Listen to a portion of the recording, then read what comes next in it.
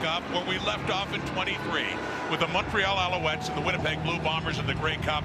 And we all remember that dramatic finish, Glenn, led by Cody Fajardo down the field in the final minute for the victory. What a difference a year makes for Cody Fajardo, now coming in as a Grey Cup champ. Yeah, these two teams battled to finish season. They'll battle to start the 24 season. And let's start with Cody Fajardo. Almost called it a career at the beginning of last year. Got a call from Jason Moss and kept playing. And all he did was lead the Owls to a championship and took home MVP honors in the process. Zach Collaros was the opposing quarterback in the Cup. Bombers pivot knows that big game very well. Since being traded to Winnipeg in 2019, he has led the Bombers to the Cup every single year and won it twice. It was 10 years ago Mike O'Shea took over as head coach in Winnipeg. This is his 10th season, and what a remarkable run he's had, especially in the last 4 years, going to the Grey Cup all 4 of those years. And Jason Moss, he left himself a tough act to follow with Montreal. This is his 2nd year as Al's head coach, and we know what happened in 23. Great run at the end, 8 straight wins, including the victory over Winnipeg at Tim Hortons Field in Hamilton. 200 days later, we're about to begin again. Myron Mitchell, one of the newcomers for Winnipeg, back there with Johnny Augustine. It's the All-24. From here on in, a new CFL season is underway. The kickoff by David Cote from Montreal, and it is the newcomer Mitchell with it. Big return for him to get it started. Janarian Grant leaving Winnipeg to sign on as a free agent in Toronto. Think about that trade back in October of 2019 with the Argos. Zach Collaros becomes a Winnipeg Blue Bomber, has led the Bombers to the Cup in every single season since starting at quarterback here, and threw for almost 4,500 yards last season. That was a career high for Collaros last season in terms of passing yards. 33 touchdowns to 15 picks. So Winnipeg taking the ball first after Montreal had won the toss and handing off. So along the ground to Brady Oliveira. We saw that a lot last year. So a first carry right away for the CFL's leading rusher in 23. Leading rusher behind a good offensive line. Had to make a couple of changes. DeMarcus Hardrick at right tackle, no longer with the Bombers. Eric Lofton will take that spot, and Brady Oliveira led the way with that group, running behind that O-line, and was the outstanding Canadian in the 23 season. He had over 1,500 yards in terms of Canadian running backs, second only to John Cornish in CFL history for a single season.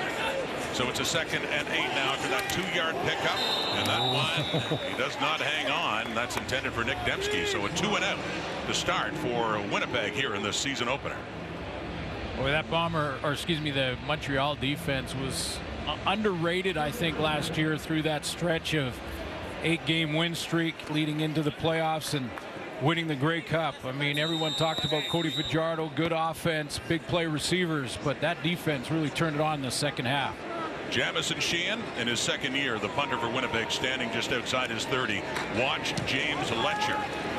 He got a chance late in the season. He made the most of it for the Alouettes. And taking off here to the left. Good coverage downfield with a flag coming out. Good tackle and special teams there by Brian Cole. See him in the defense, not necessarily in the starting lineup, but for the Bombers, but we will see him at linebacker with Shane Gauthier, with Adam Bighill out of the lineup for this one. During the return, illegal block, Montreal number 29, 10-yard penalty, first down. There he is, the Grey Cup hero, Cody Fajardo. Cody Fajardo, Grey Cup champion. Talked to him this week. He liked the sounds of that. What a finish to that game. Last year to wrap up the season in the championship. Final minute. Drive and throw to Philpott for the touchdown. Here we go on first down. And it's a sweep to the right inside. And that's Tyler Sneed, who's in his 2nd year, who also had a big playoff for the Alouettes. So let's take a closer look at the Montreal Alouette offense. Yeah, a little bit younger up front, but you look at that offensive line. Justin Lawrence will be the guy that keeps it all together, at least early on in the season. The interior of that O-line intact. And no Austin Mack. That was #1 receiver for Montreal. He's in the National Football League. Charleston Rambo takes over for Mack. On the right hash now, and they're opening drive at a 2nd and 5 at the 20. Fajardo at a shotgun with time. And he completes it shy of a first down. And that is the aforementioned Charleston Rambo, the newcomer, playing in the boundary wideout position. So can he do what Austin Mack did last year in his first year with the Alouettes? Well, started his college career at Oklahoma and then ended up at Miami. Played in the Cotton Bowl. Was a very good receiver in Division I football down south. Big shoes to fill, filling in for Austin Mack, but boy, Montreal, although every team at this point coming out of training camp likes what they got. They come out of training camp, they go, you know what, I like our group. I love our group. I think we got a big play group. And they're all undefeated. They're all undefeated. Joseph Zima standing back at the Alouette 10. New returner, Myron Mitchell, is standing back inside his 40 for this nice punt by Zima. So Mitchell takes it in the air and picks up about 4 or 5, and that's it for him as he's taken down. Zach Collaros 2 and out in the first possession, coming back on again. Amazing run with the Winnipeg Blue Bombers, starting a new year in 24. Yes, New York Fries, Thursday night football. Got us thinking as well as watching got this hungry. game. And the Bombers about to start their second possession. The two-time most outstanding player, Zach Collaros, at quarterback, handing back to Brady Oliveira, who starts to lose his feet, but he still managed to lean forward and pick up a good gain on the first down against that Alouette defense.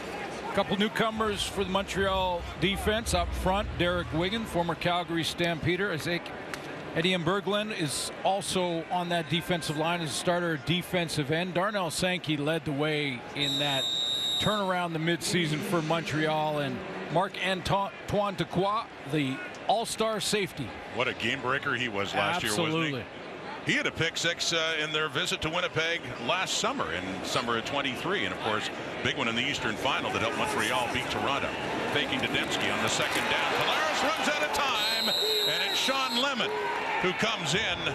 Lemon, one of the all-time sack leaders in the CFL, and is allowed to play. He has been suspended, but it's under appeal, so Lemon, until that appeal is heard, can keep playing for the Alouettes. Well, speaking of all-star at safety, there's Dequoy coming down from his safety position. He likes to play low, made some big plays last year from down there. In fact, a few pick sixes.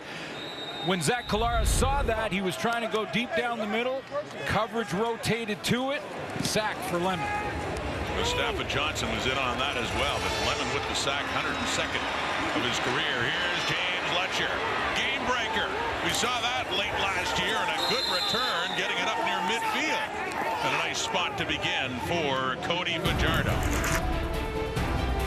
Collaros been sacked by Lemon before, and he was again there in a scoreless tie early. The season opener in Winnipeg on TSN. Finds Tyson Philpott for the game-winning touchdown. Well, the drive was amazing. There was just about 20 seconds left when Philpott caught that touchdown. 13 for the Bombers to try and come back. They couldn't. Montreal, Grey Cup champion. Dramatic fashion. Big time. There was a 2nd and 18, a 3rd and 5 on that. They extended the drive, ultimately winning in the hands of Walter Fletcher. A lot of talk about William Stanback leaving as a free agent to the BC Lions. And Fletcher been a part of that Alouette offense in previous years, and looks like the feature back right now for Montreal. Well, coming off the edge, he's going to have to deal with this guy. Still around and still getting it done. Willie Jefferson, 33 years old, going into this campaign, and last year led his team in sacks. No Adam Bighill, late arriving from that injury, so Shane Gauthier will start in the middle, and newcomer on the corner, Terrell Bonds, playing for DeMario Houston. Fletcher stays in, no gain, 2nd and 10 at the Alouette 51. Fajardo running at a time. Celestin Helma nearly at him. It's intercepted by Brian Cole. Cole down the sidelines, finally forced out deep in the Alouette zone. Pressure was coming from Haba, and Fajardo is picked off early in this season opener in Winnipeg. I mentioned you're going to see some Brian Cole in the lineup. with Adam Big Hill out, and he's going to disguise this nicely, kind of slides up like he's going to actually come on a delayed blitz and then drops underneath this throw. Cody Fajardo doesn't see him, and Cole is off to the races. I mean, great disguise by Brian Cole out of Mississippi. Third year now with the Winnipeg Blue Bombers, and is going to get some playing time with Big Hill out. Turnovers were huge for the Alouettes in their playoff run. Against them now, it's first down. And that one, just the shoe tops of Kenny Lawler, who can't hang on to it. Big moment for Brian Cole. As you said, trying to find a spot as a starter in this linebacking core for Winnipeg.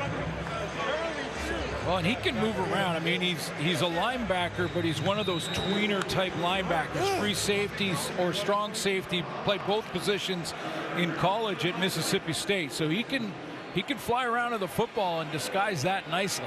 On the incompletion is 2nd and 10 now. The Montreal 20 set up by the Cole interception. Collaros, and that one low and caught. Not enough for a first down, but Lawler does hang on to it, and it gets them closer inside the 15. Well, how close? See, the spot of the football is, you know what Collaros wants to do. Yeah, first decision of the 24 campaign for Coach Mike O'Shea. Closing in on a pretty good milestone in Bomber history. And on comes Chris Strevler in relief of Zach Collaros. Circa 2019, remember when they had these two quarterbacks. Strevler, his first game back since they won the Grey Cup 5 years ago.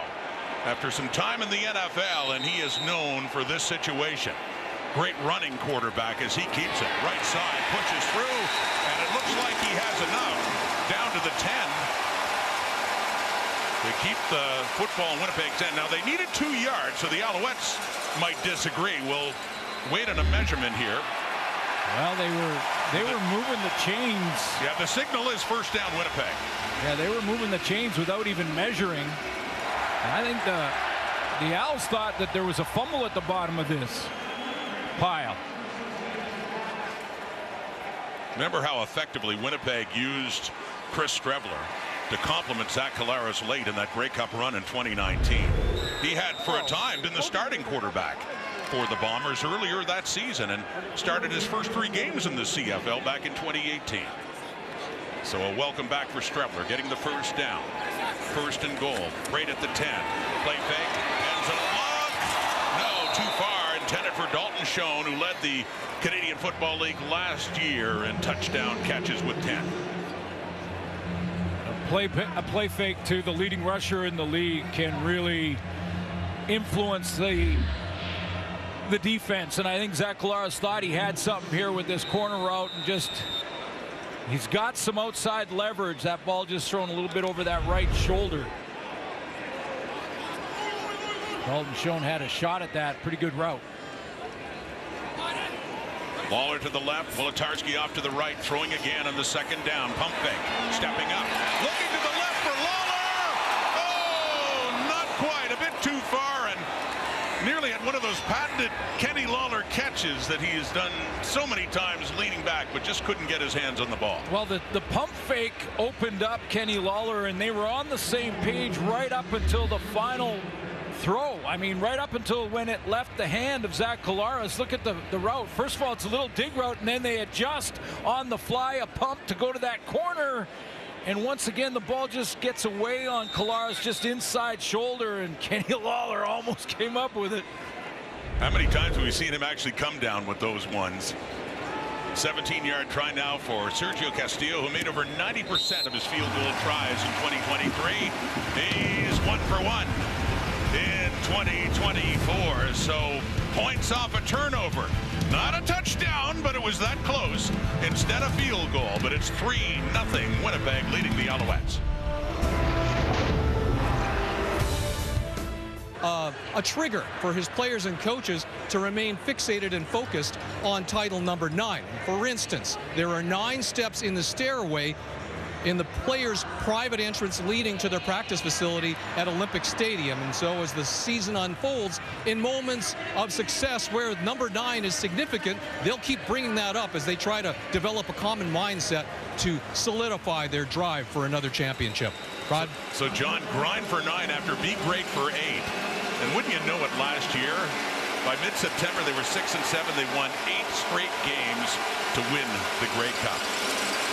And the ring title. Fajardo throwing, and a little in behind Tyler Sneed. He takes a pop as well as that falls incomplete. Well, both these quarterbacks that, are both, you look at their hands, they're going to have Grey Cup rings on those hands. Both these quarterbacks a little bit off to start this game. I mean, Zach Collaros had a couple of open receivers in the end zone, missed them both. And this one, as you mentioned, Rod, just a little bit behind the target. These guys will get locked in, but can give Cody Fajardo a little bit of a break when he's got a guy coming downhill on him. The Alouettes again in a 2nd and long. It's 2nd and 10 now. Pressure's coming. Fajardo gets rid of it to the right. That is caught by Sneed. And they rule it a catch. Tyler Sneed in his 2nd year out of East Carolina. What a find he was for the Alouettes last year, and a big catch for a first down there. Well, that's what I mean about Ruling out of field is a catch. That's what I mean about it won't take these quarterbacks, these veteran quarterbacks, very long to get locked in. That was a very accurate throw to the sideline.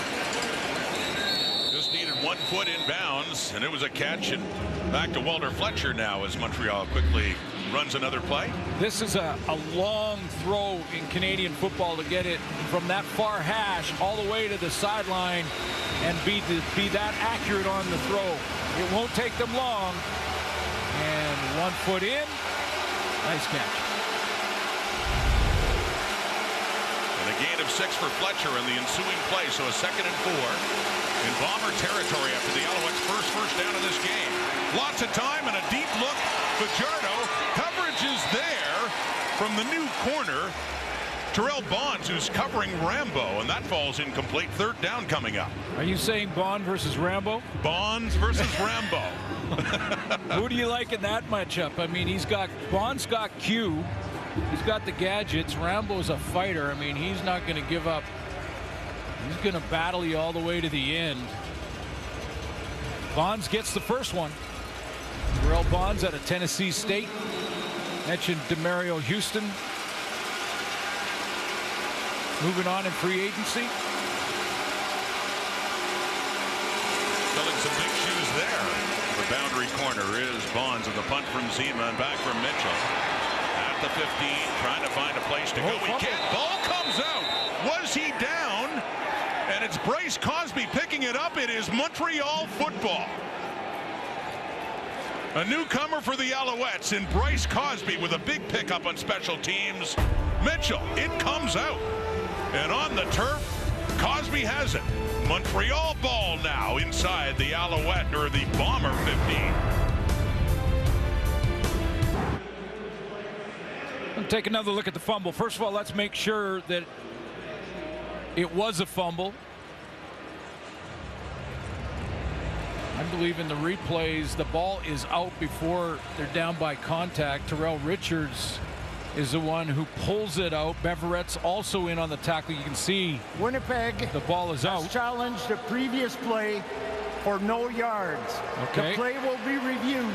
So Michael Shea has challenged no yards, which he can.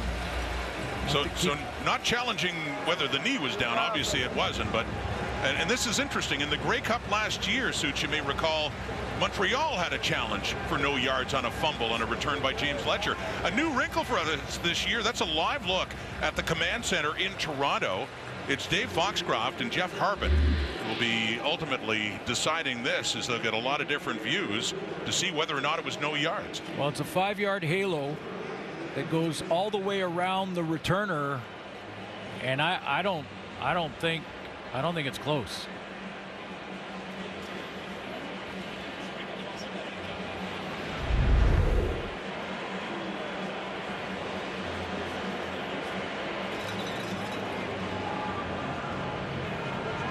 And so O'Shea's challenge for no yards. They've looked it over in the command center. Is it Montreal ball deep? Here's the announcement from referee Andre Proulx. After review by the command center, there was no infraction for no yards on the play. There was a fumble recovered by Montreal. First down, Montreal. Winnipeg lose their challenge and a timeout.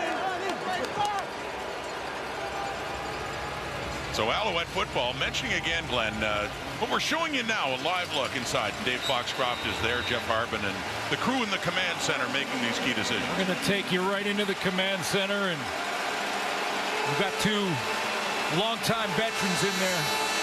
Get the good work, guys. Alouette ball, deep, bomber zone, that is caught. Tyson Philpott, touchdown! Well, isn't that fitting? First touchdown of the 2024 season is scored by the guy who had the last touchdown in 2023. Fajardo to Philpott again. Well, first of all, whenever you get a turnover from your special teams or defense, you want to get back and go right after the opposing defense and take care of that momentum, keep it with you, and score on offense with the major. The Montreal Alouettes get that done in one play, and yeah, it's the hero from the Grey Cup in the final seconds of that one, getting started early in 24.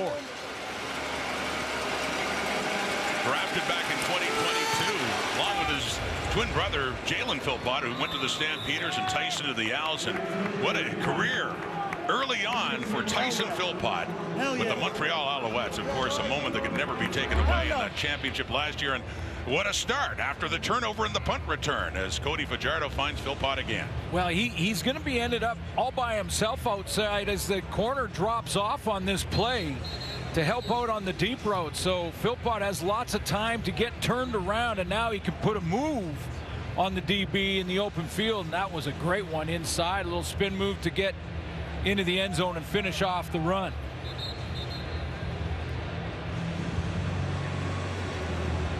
Tyson Philpott. What an enjoyable offseason I'm sure he had, as did that man, Cody Fajardo, as they're the first to find the end zone this year. And a 7-3 lead. All the points scored off turnovers in this game so far. Just under 4 minutes to go until quarter time.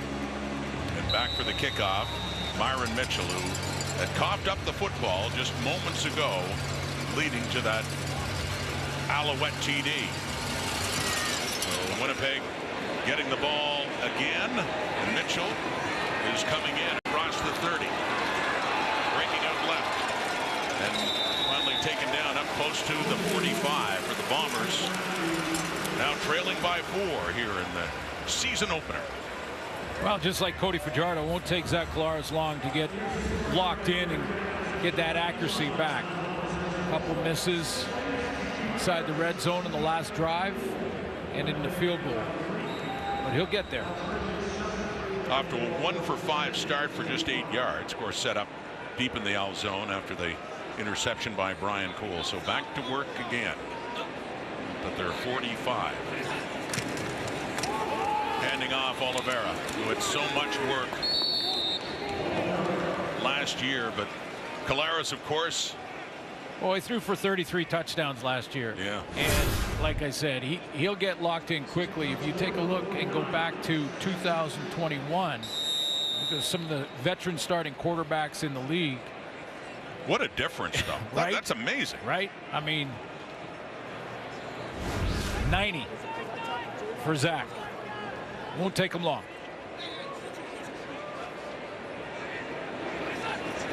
Second and 6. Heat's coming. Gets rid of it. Wanted Dembski. Still looking for his first catch in 2024. Coverage is there. Incomplete. 3rd and 6. And the punting unit coming on again for Winnipeg. 1,000-yard season for Nick Dembski. So much more than just a gadget guy now. And Zach knows it. I mean, you saw it after his reaction after the missed touchdown throw to Lawler. And that reaction to go right over to Nick Dembski and just say, hey, I'll get locked in. Don't worry. The punt by Sheehan, and off to the left, and it is out of bounds, and it's got to be inside the 15 if it goes out of bounds. Otherwise, it's a penalty. You see the flag coming out against Jamison Sheehan, the Winnipeg punter. So that'll move the Alouettes for a fresh punt start. out of bounds. Winnipeg number 18. 10-yard penalty will be enforced from where the ball went out of bounds. First down.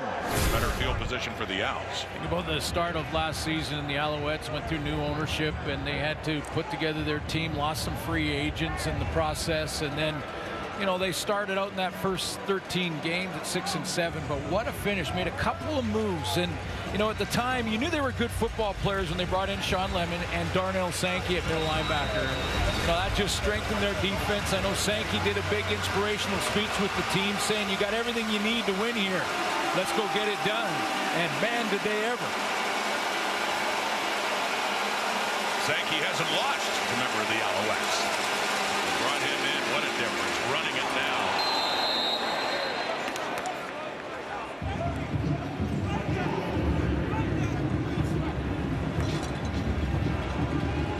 That's Sean Thomas Erlington. Started his career, of course, with the Hamilton Tiger hit. So his first carry back home with Montreal. Went to the University of Montreal. He's from that city, and the chance as a free agent to head back. So he gets the carry and the pickup and a second down coming up.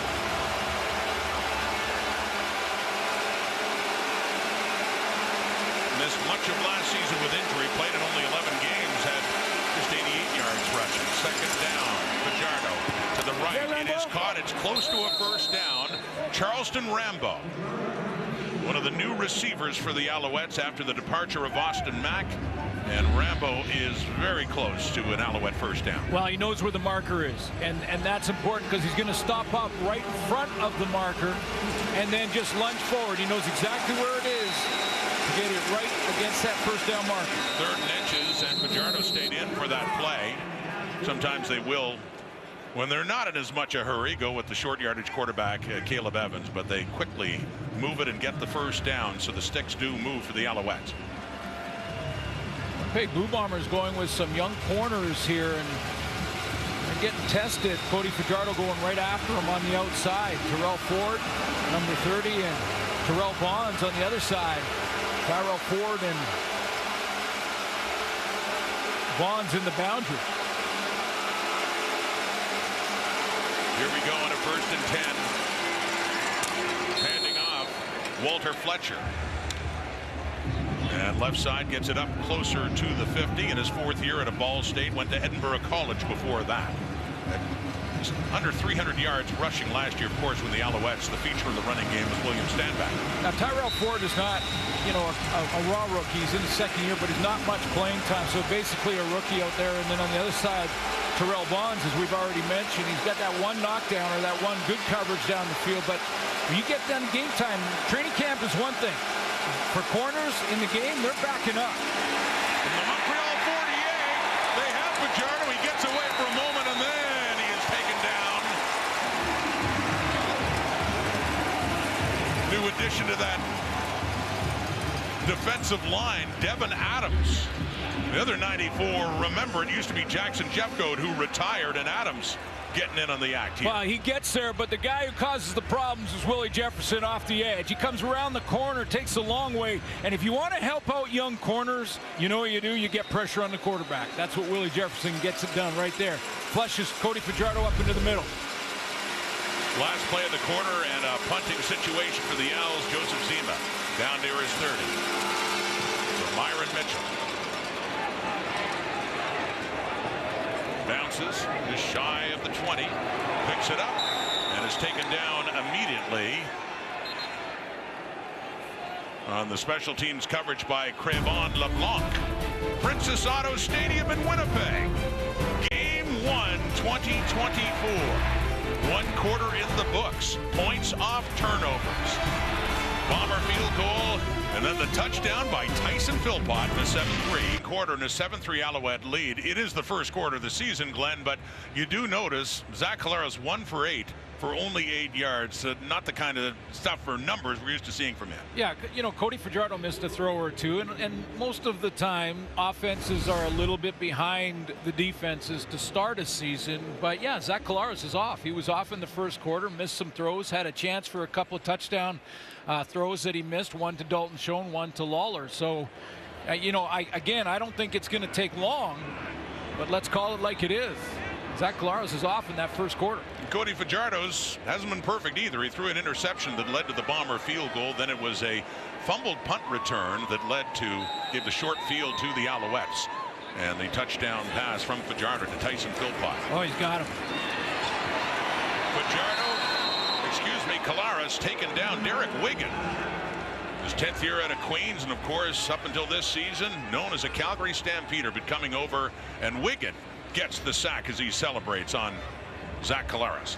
Pressure will always trump coverage. They had a wide open Nick Dempsey. Stop it there. Wide open Nick Dempsey.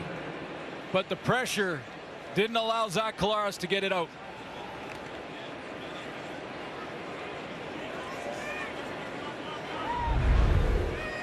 Didn't have time to get it to him. Fucking want me. So dumps it off to Oliveira. And he keeps his feet and gets some of that back, but not nearly enough. It'll be punting time for Winnipeg after now 2 sacks by the Alouettes on Collaros early in this game. I think that pressure on Zach Collaros has been, you know, in the first quarter, a couple of those touchdown throws that he missed, I didn't see a whole lot of pressure there. But remember, there are some changes up front. Liam Dobson playing for Jeff Gray at guard. We mentioned Eric Lofton playing for Jamarcus Hardrick. It's a Saskatchewan Rough Rider this year at right tackle. The punt by Sheehan, and off to the left, but taken by Letcher, and a flag does come out. And catching the football, looks like no yards coming up here. So this is game 1. Week 1 will continue tomorrow. McMahon Stadium in Calgary, and look who's back. It'll be the first return for Bo Levi Mitchell as a member of the Hamilton Tiger Cats to take on his old understudy, Jake Mayer. That's Friday Night Football on TSN. Tomorrow you'll be off to McMahon Stadium for that one. Yeah, I can't wait. I mean, it feels weird that Bo is his first time back in Calgary. But boy, some great memories there. I had a chance to talk to him this week, and looking forward to that game tomorrow night. Jake Mayer, by the way, looks good. Really worked on the physical side of the game in the offseason. Stamps looking for a bounce-back season with the new yards. Montreal starts inside the Winnipeg 40. Play fake, deep look, end zone, coverage there for Keon Julian Grant. No, that close as he got a little bit in behind, but just could not hang on and was running out of room as well. You know, I think that's a great recovery by Tyrell Ford, the corner. We talked about these young corners, but you're going to see this deep post. It's layered. Philpott on the crossing route, and Julian Grant the deeper post, but a good close from number 30, Tyrell Ford, and he just pulls that right hand down. Doesn't allow the catch. He's battling out there. The ball is at the Winnipeg 38. The Alouettes lead it 7-3. Second quarter. Fajardo. He takes off. Couldn't find anybody. On the run. Down inside the 30. And depending on where they spot this, it could be a first down on the legs of Fajardo for the Alouettes. You know, don't forget that this is a big part of Cody Fajardo's game. Getting out and running for a first down. He's a great athlete when he gets out in the open field. You think back to last year's playoff run and the Grey Cup, big run in the Grey Cup for 13 yards on second down when they had 2nd and 18 in the final drive. But he rushed in that postseason for over 100 yards total. The new defensive coordinator for Winnipeg is Jordan Younger. Richie Hall has stayed on as a defensive assistant, getting tested now at the 28 of the Bombers. And another deep shot. And Terrell Bonds is the closest to it for Winnipeg.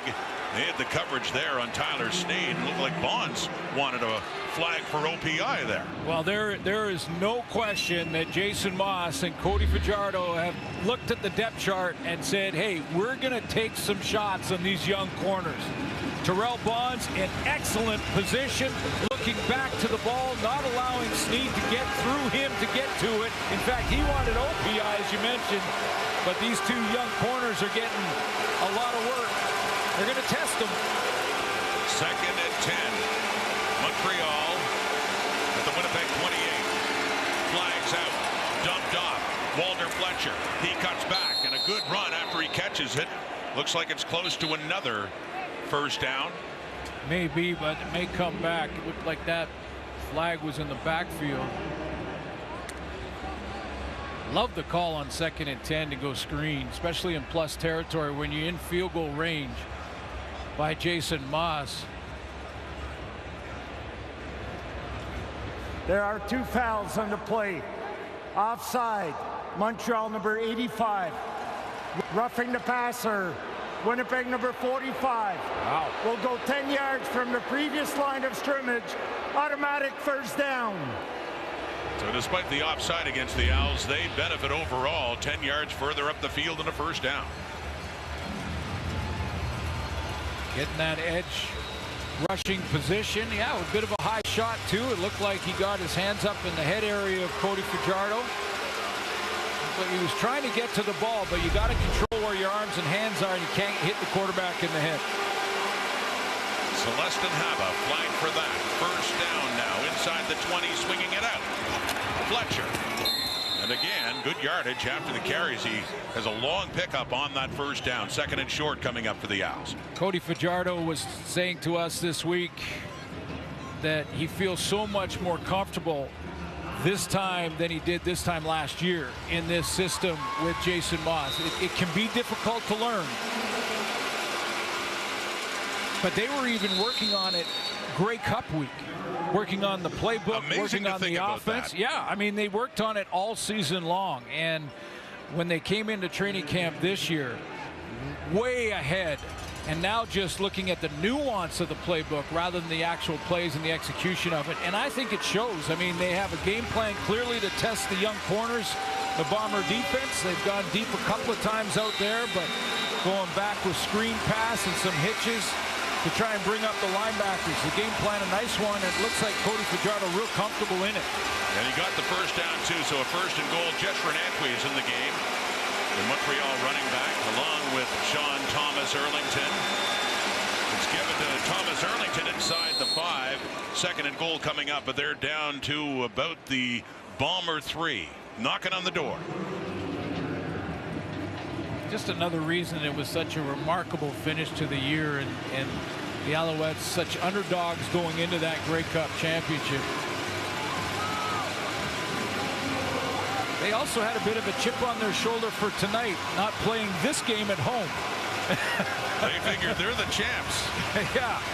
They wanted to start at home, so yeah, I mean, hey, the us versus them stuff has been working for them so far. It certainly did last year. David Dallaire, the fullback, is in. Walter Fletcher, too, as they substitute running backs now. And a second and goal. Winnipeg 3. Fletcher, 3-2-1. And no signal as he got close. And a third down is coming up. And very short. He got it down inside the 1.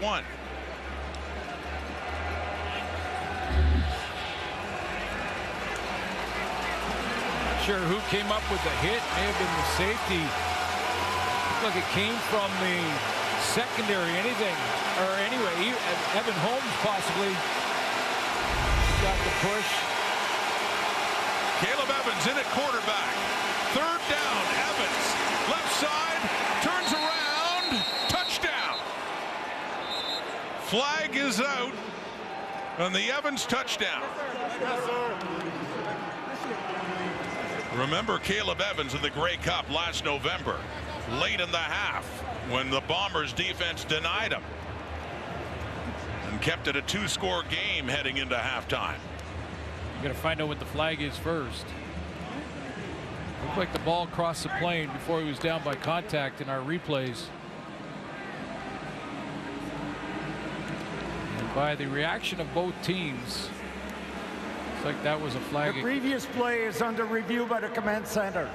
Okay, well, we'll take another look at it. So waiting on word from the flag. The Bombers, to your point, are setting up for a point after David Cote is out. Caleb Evans, interesting move here to spin back inside. Usually you're just trying to drive your way into the end zone. Cote there trying to make the stop. It's whether or not he was down by contact before the ball crossed the plane, because he spins around, so he show you the ball there. Hard to see. Review by the command center. Rolling on the field stands. Touchdown. They'll always take a look, whether it's a potential score or a score, but very hard to. Previous play, we had offside. Winnipeg number 94. That penalty is declined. Touchdown. There you go. Offside Winnipeg. They'll decline that, but whether it's a potential score or a score, it'll automatically be reviewed. When it's reviewed, it's awful tough to overturn the call on the field when you're on the 1-yard line. There's just Too much humanity smashed in there. Yeah, difficult to see. So Caleb Evans with the touchdown, and Cote in his 4th year out of Laval for the point after try, and he puts it through. So the Alouettes, who beat Winnipeg last November, are leading it so far in the first half, now 14-3. Of a short field after the no yards penalty on the punt return, and they made the most of it. Big run there by Cody Fajardo on a 2nd down play to get the first and keep the drive alive. Ends up going 9 plays, 38 yards. Takes up 4 minutes and 31 seconds. Quiets the crowd here and finishes the drive with a touchdown. The entire offense looks very confident.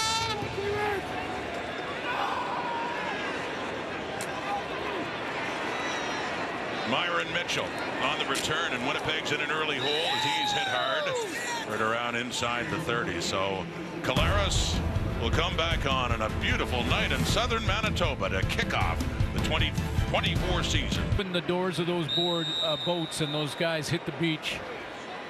The greatest generation, and for a reason. Fighting for freedom and fighting for our democracy. And if you're watching the news lately, you have to work for that, and they paid the ultimate price. So at Juno Beach, Glenn, and this means a lot to us, of course. My father landed on Juno Beach later in the day, and this the Canadian contingent to the Prime Minister, and you see Prince William there as well, and greeting Canadian veterans, and so many served and sacrificed, and so many lives lost, but in the name of freedom. D-Day, 80 years ago today. Saw Mike O'Shea earlier, and this keeper by Chris Strettler in the 2nd and 1 gets the first down. O'Shea too, like you and I, very appreciative of military history, and no question, and we honor the greatest generation that hit the beach that day, but also the men and women right now working in the Canadian Armed Forces. Absolutely. You know what's going on around the world, and thank you for everything you do for our country. Thank you indeed. 80 years ago today, D-Day.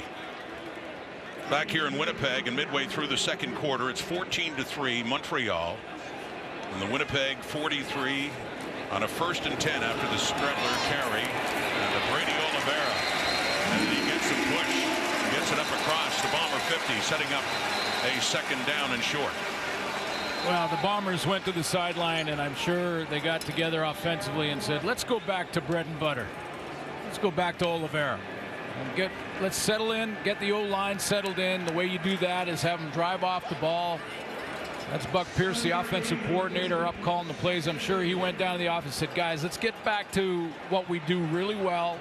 Run the ball on 1st down, get the good push up front, let our guys settle in, and then we go to play action after that. Chris Strettler is in now. We wondered how Buck Pierce will use these 2 quarterbacks. Of course, Collaros #1, but having that Strettler option now, and a situation like this in a 2nd and short, he does hand off to Oliveira. It looks like he might have just enough. Be very close to another Winnipeg 1st down. Take a look at the options and how this will put the defense in a bind. With you got a guy that can run like Strettler, Oliveira going one way, and Strettler can make the choice there to either pull it or give it to Oliveira. That time he gave it to him, but he can pull it too, so you have to stay strong on the backside defensively against that kind of play. There were 2 instances in 2018 and 19 when Matt Nichols, the starting quarterback, got hurt, and Strettler became the starter in Winnipeg. They got Collaros as for an emergency basis because of all their injured quarterbacks in 2019, and that memorable playoff run, they worked together. Collaros ultimately leading them to the Grey Cup title, but Strettler had a hand in that too. Threw a touchdown in the Grey Cup to Andrew Harris. Completes that one to Kenny Lawler, and the Feast Lion is there to stop him in his tracks, but not before they are close to another 1st down. Well, they get Lawler in motion in the backfield, but again, play action. So a couple of runs to Brady Oliveira. Now the fake to Oliveira, hold the defense, keep the linebackers in tight, and then fling it out there to Kenny Lawler. So a good gain on first, but a second and short. As you see, Lawler there didn't quite get the first down, and Strevler is back in. Well, we call him short yardage plus right now. He had a playoff game 5 years ago. All he did was run when he came in. And he runs there. He needed about a yard. Sankey went over the top. Sankey and Brady Oliveira are going to match up a bunch here in this one tonight. Oliveira, when you think of last season, you mentioned leading rusher in the league, all Canadian, outstanding Canadian when award day came around, and was first in every important rushing category, and a finalist for outstanding player. And a first down there. Brady Oliveira. In the Grey Cup last year, he had over 100 yards, 19 carries, 119 yards, and a touchdown for Winnipeg, as they had led early in Hamilton last fall.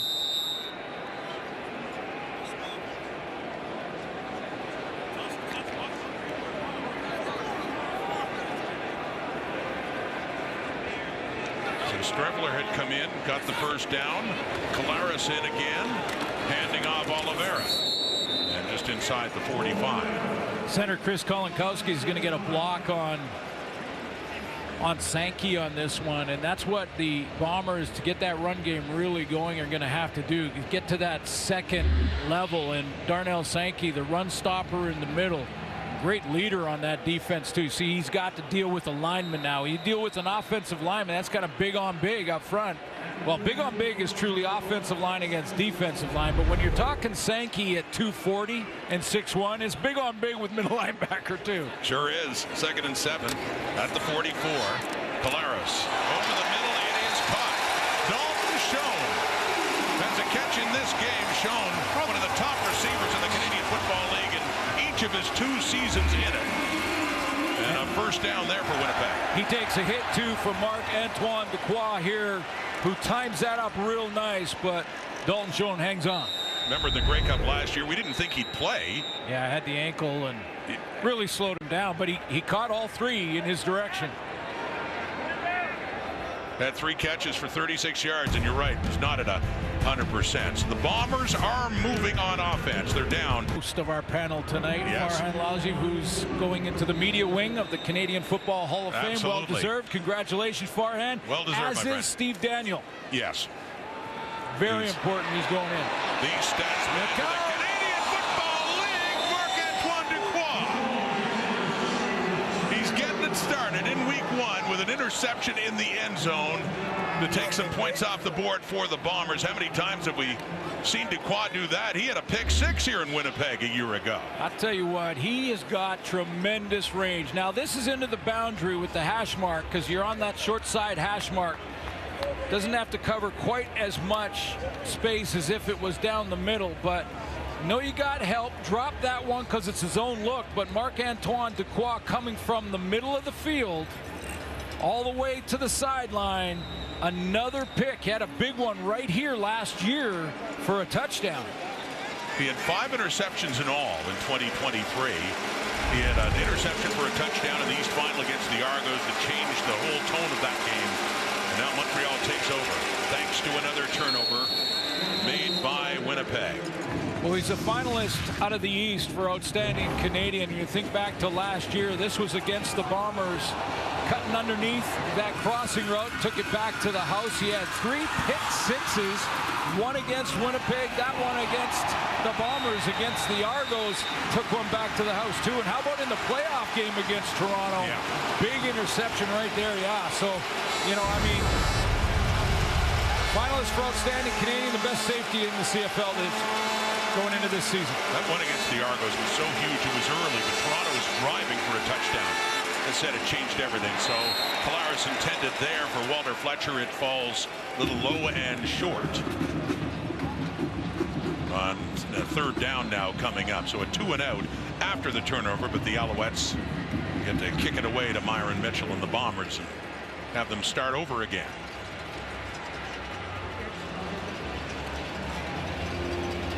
A little quiet. Yeah, I was going to say great crowd. You expect that. But it's a beautiful crowd. But they Great are crowd. a little subdued the way this first half has gone, to be sure.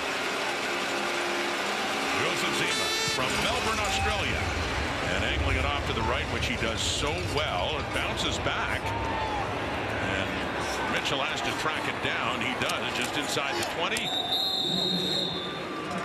Or he is taken down, and defense coming back on for Montreal. The Alouettes. Shout out to our friend Dave Moyer, who's watching in Calgary. Dave has been doing stats for the CFL on TSN for decades, and we wish you could be here, and we wish you all the best, pal. Yeah, battling cancer right now, and keep with the battle, big boy, because you got your whole team behind you. All the best. Get well, Dave. That's his nickname. He always comes, hey, big boy. Big boy always says it. Yeah. So you take care, and we'll see you later this season. Chris Streveler in now for Winnipeg. On first down, faking the toss to Oliveira, he keeps it. And so we'd seen Streveler earlier in second and short situations, this time coming in on a 1st and 10 as Buck Pierce continues to mix it up in that Bomber offense. Well, you know, it's the idea there, I think, for Buck Pierce is get into second and medium. You know, need to string together some first downs, because this is a half of football for Zach Collaros that I have not seen in probably 3 or 4 years. He's just off, and it's, you know, not just him, it's a whole unit, but 5 for 11, 46 yards and a pick, and the 2nd and 5 he completes that one. And that's caught by Kevin Clarcius, one of their top draft picks. Clarcius coming out of UConn. He's from Montreal and gets his first CFL catch there. It looks like a big boy in that corner. Clarcius sounds like a Roman emperor. Kevin Clarcius.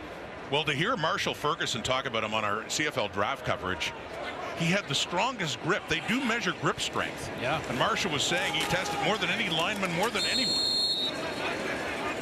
And the thinking being special teams, yes, but who knows what kind of a talented CFL receiver he could be too. So the Bombers have to get their offense on track, and you know they had that little spurt there where they got Brady Oliveira involved, got the run game going, went to some play action, hit Lawler. I think Zach Collaros went 4 for 4 in that little span, and then threw the interception. So interception, the timing looked off, and obviously the throw as well. But great play by Marc-Antoine Dequoy on that one. Clarcius in, and he's out wide right. 2nd down and 6. Collaros looks off to the left, and it's caught. It's another first down. Drew Wolotarski with his first catch in 2024. Wow. Some heavy trash talk in there. After a first down catch. Trying to get himself fired up. 1st and 10 at the 51. Faking to Oliveira, dumping it off to Nick Dembski. So he has a catch across midfield too in that first down play, setting up a 2nd and short. As the Bombers are in tempo, they are up at the line right now with under a minute to play here until halftime. Been a better play, but Ruffin came on the blitz. He's coming again off the halfback. 2nd and 3 on the ground. Oliveira, first down, driving down, and more impressive look from this Winnipeg offense finally now as they get it close to the Alouette 45. Grab a little momentum. Just their offense kick-started here just before the half. And get a chance to maybe call a couple plays in the huddle with an injury to one of the Alouettes. It's Richards. Tyrell Richards, who started Montreal's visit. We talked about Duquoy having a pick 6. In the opening possession for Winnipeg, back in the last visit in August by Montreal, there was a fumble, and Richards picked it up and took it in for a touchdown. The Alouettes scored 17 points in that game, and the points coming from defense. They had 2 defensive touchdowns, but that was Richards there. And Farhan Lalji sitting in for Kate Burness, along with newcomer Enoch Mwamba, said new member of the band, and Davis Sanchez and Milt Stiegel, who didn't crack the Bomber squad. Thought 85 was going to do it. Hey, yeah. Well, we'll talk about that later. 3-man rush, gets it away. That's nice one. And it is caught by Dalton Schoen. Yeah, that's a confidence builder. All of a sudden, little jump in his step there as Collaros trying to call the next play on the line of scrimmage. He's getting up there close now. But this is a confidence-building throw. Wide side out. Remember when Cody Fajardo did it? That got him started. Here comes Winnipeg and tripped up. Just at the line there. That is Reggie Stubblefield, another guy who really made a name for himself in 2023, managing to trip up Brady Oliveira. How about his Eastern final against the Argos? Double figures in tackles, had an interception in that game. Great addition to that Owls defense last year. Blitz coming. Collaros gets rid of it. Looks to the end zone. No, just knocked away. Deontay Ruffin. Just when it looked like it was heading into the hands of Dalton Schoen, Ruffin to the rescue to prevent a Bomber touchdown. Well, the Bombers have everything they want offensively. Full blitz coming from the Montreal Alouettes, but they have it blocked up. Brady Oliveira stays back. They got the deep post to the middle. There's no Dequoy in the middle. They got all that they want, and Schoen in behind covers the ball, thrown right where it had to be. But one little fly in the ointment was Deontay Ruffin, who closed in a hurry and got the knockdown. Wow. He started on the corner in the Grey Cup and playing more inside now, and what a brilliant play. Noel Thorpe loves his versatility in his third year out of Western Kentucky. Big defensive play in the field goal try. It goes wide, but the ball nearly got coughed up there by Letcher. Well, the Alouettes catch a break there. That could have been a Bomber touchdown, but Castillo with the miss on that short field goal try. That was quite a close by Ruffin. We'll get back to that, but let's just take a look at this field goal again, because I thought it hit the post, but it didn't. Now it's live. Letcher made this interesting, didn't he? Did he ever? Could have let it go, tried to pick it up and touch the ball, and then had to ultimately get it before the Bombers did. So Montreal lucky, only 1 point is on the board. Let's 1 point more for Winnipeg. Let's go back to Deontay Ruffin's closing speed. The play is under review by the command center. Dalton Schoen is the adjuster on the blitz. He sees full blitz, so he goes right to the hole, to the middle. Deontay Ruffin is almost baiting him to throw it, and then closes that last 4 or 5 yards in a hurry to get the knockdown. What a play defensively. Had to show you that once more. Now, I'm not sure what they're trying to see, if whether or not this was a safety. Did he come out of the end zone with possession and then go back in, or was he just trying to gain possession? I'm not sure he came out. Well, his feet came out, but did he have the ball? Watch his feet. I'm not sure he has possession, or that the ball is out of the end zone. Right. So the Bombers are saying this should be 2 points, not 1.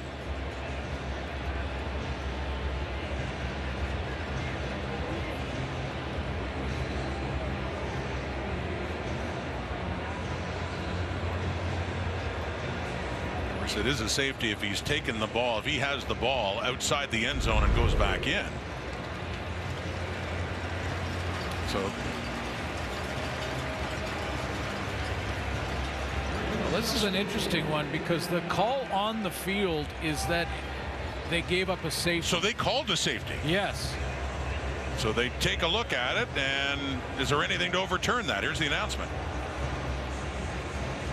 After review, the ruling on the field stands. The ball carrier went out of goal and got back into goal on his own. It is a safety touch for Winnipeg.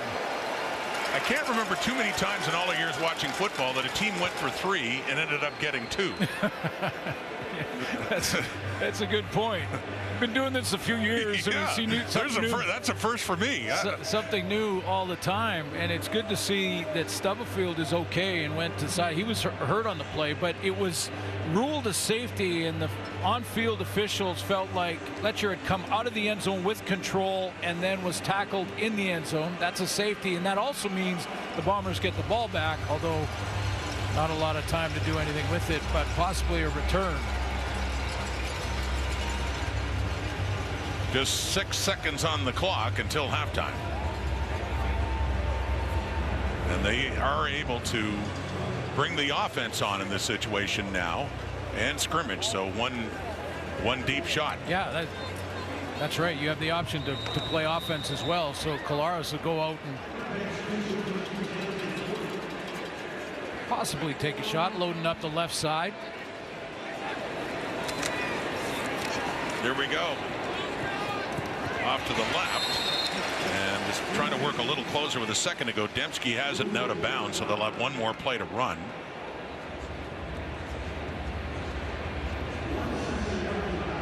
No, they bring it back to the 40, so ruling he was out.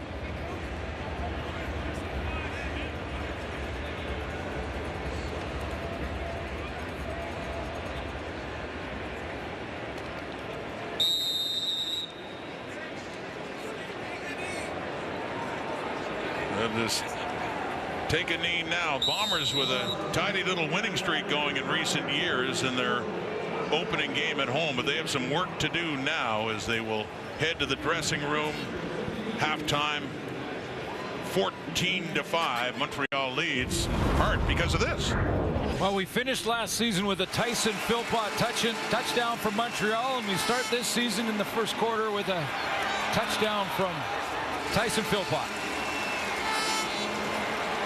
Still carrying the memory of that Grey Cup winner with just seconds to go at Tim Hortons Field in Hamilton. Then he gets a touchdown in this game, and standing by now with John Lou. Would you describe the feeling of opening the season with a touchdown after ending last season in most dramatic fashion? Yeah, hey man, just credit to Cody, credit to the O-line. We're just doing what we were supposed to do. Coach drew up a great play, and then we scored. That's about it. Speaking about doing what you wanted to do, in all three phases of the game, you had execution and efficiency and rhythm. How much does that measure up to how you wanted to start this game? Yeah, it's huge. You know, we talk about being three phases of the game, and once all three phases are kicking, then we're running with it, and we're just happy that we got a lead going into the second half, and it's 0-0 coming out of here, so we'll be ready to go. Thanks for this, Tyson. Thank you. Send it back to you, Farhan. Sometimes the stats can be a little bit misleading. Bombers have more first downs, more yards passing, more yards rushing, and more time of possession, and yet are behind on the scoreboard, settling for a safety and a field goal, while the Alouettes have scored two majors. Nick Dembski has one catch on 4 targets for 7 yards. Here he is now with John Lou. Nick, your offense found traction in that final possession of the first half. What can we expect to see in the second half based on what you discovered in this final minute or two? Yeah, I mean, we got to do better. That's the only answer there. Not what to expect, it's what we're going to do. We're going to come out here and we're going to play better football. Chris Streveler seemed to really pick up where he left off from his previous stint in Winnipeg, and the fans certainly gave him a warm return in that his first possession in the first half. What did you think about his first half? Yeah, I know Strev. He's physical. He wants to run that thing. He wants to talk with his pads. So it's great to have him back out here, and it's great that he's running physically like that. Thanks for this, Nick. Thanks. I like it. Just got to play better. Yeah. And that's, yeah, I'm sure they all looked in the mirror right there, including number 8, and said, you know what, we got to play better because we can't rely on just short yardage. Although that little spurt where they did look pretty good offensively, they were running the ball well on first down. Streveler was part of that series. They had a couple of drives. The second half gets underway where they were close, but just really came up with 2 points all in all. And that's James Letcher getting it up across the 35. So Cody Fajardo, 5 for 11 for 48 yards, a touchdown and a pick, getting set to start the second half. Yeah, but he took some deep shots. You know, I mean, threw a couple of touchdowns, threw one to Tyson Philpott. That was a real accurate throw to get him on track. They were really testing the corners, the young corners for the Winnipeg Blue Bombers here. There's a touchdown, a couple of runs by Cody. But those shots can pay off in the second half, can loosen up the secondary. Just 84 yards of net offense for the Alouettes, but a couple of touchdowns with short fields to work with. Handing off now to Walter Fletcher. He has nowhere to go. He has lost yardage with lots of blue coming in to greet him. Yeah, I guess. Jamal Woods, rotation defensive tackle. Watch him just step up and get in the backfield. He's back there with Cody Fajardo on this play. Pulling guard, pulled right past 91. Been a lot of change in the inside at one tackle position in particular. They rotate them in. Number for Steven Richardson a few years ago, the Stove, and Casey Sales, and last year Ricky Walker, and all gone. So a change in the inside of that Bomber D. Celestin Haba trying to put some pressure on Fajardo, who gets rid of it, and wide open is Tyler Sneed. A big first down to start this second half for Sneed and the Alouettes. This is coming back, Ron. I think it's going to come back for a holding call on the edge. Holding Montreal, number 65. 10-yard penalty. Still second down. The new right tackle, Josh Donovan, is flagged for the hold, negating a big play for the Owls. And it was Haba. You mentioned him coming off the edge, and watch his Donovan getting his right hand underneath the chin and just pulling Haba to the ground. He looked right at the ref as he saw the flag fly and threw his hands in the air. Guilty as charged. Negated a 35-yard gain, instead pushed 10 yards back. Second and 23. Fajardo flushed out of the pocket, being chased, and just throws it out of bounds. Celestin Haba's causing some problems, and he's got the punt team out there for the Alouettes. It's back-to-back plays where 45 stepped up and made a difference. He draws the holding call on first down, puts Cody Fajardo in second and a bunch. Now he demands a chip from the back in Walter Fletcher. So that slows Fletcher from getting out into the patterns, and then runs Cody Fajardo out of bounds. He has to throw it away. Kyrie Wilson in there. So Fajardo on the sidelines now with Joseph Zima standing at his 10 for Myron Mitchell, the new returner, and a nice punt by Zima. He takes it around the 42. Mitchell. Good special teams coverage there by the Alouettes with LeBlanc in on the tackle. Let's go back to John. Yeah, Rod, the Bombers have sustained a blow to their offense. Kenny Lawler sustained an upper body injury in the first half. He will not return tonight. That's a big one. One of their top receivers who played only 2/3 of the season last year and still had close to 1,000 yards receiving. Tape crew has got the injury. That was late in the first half, favoring that right hand.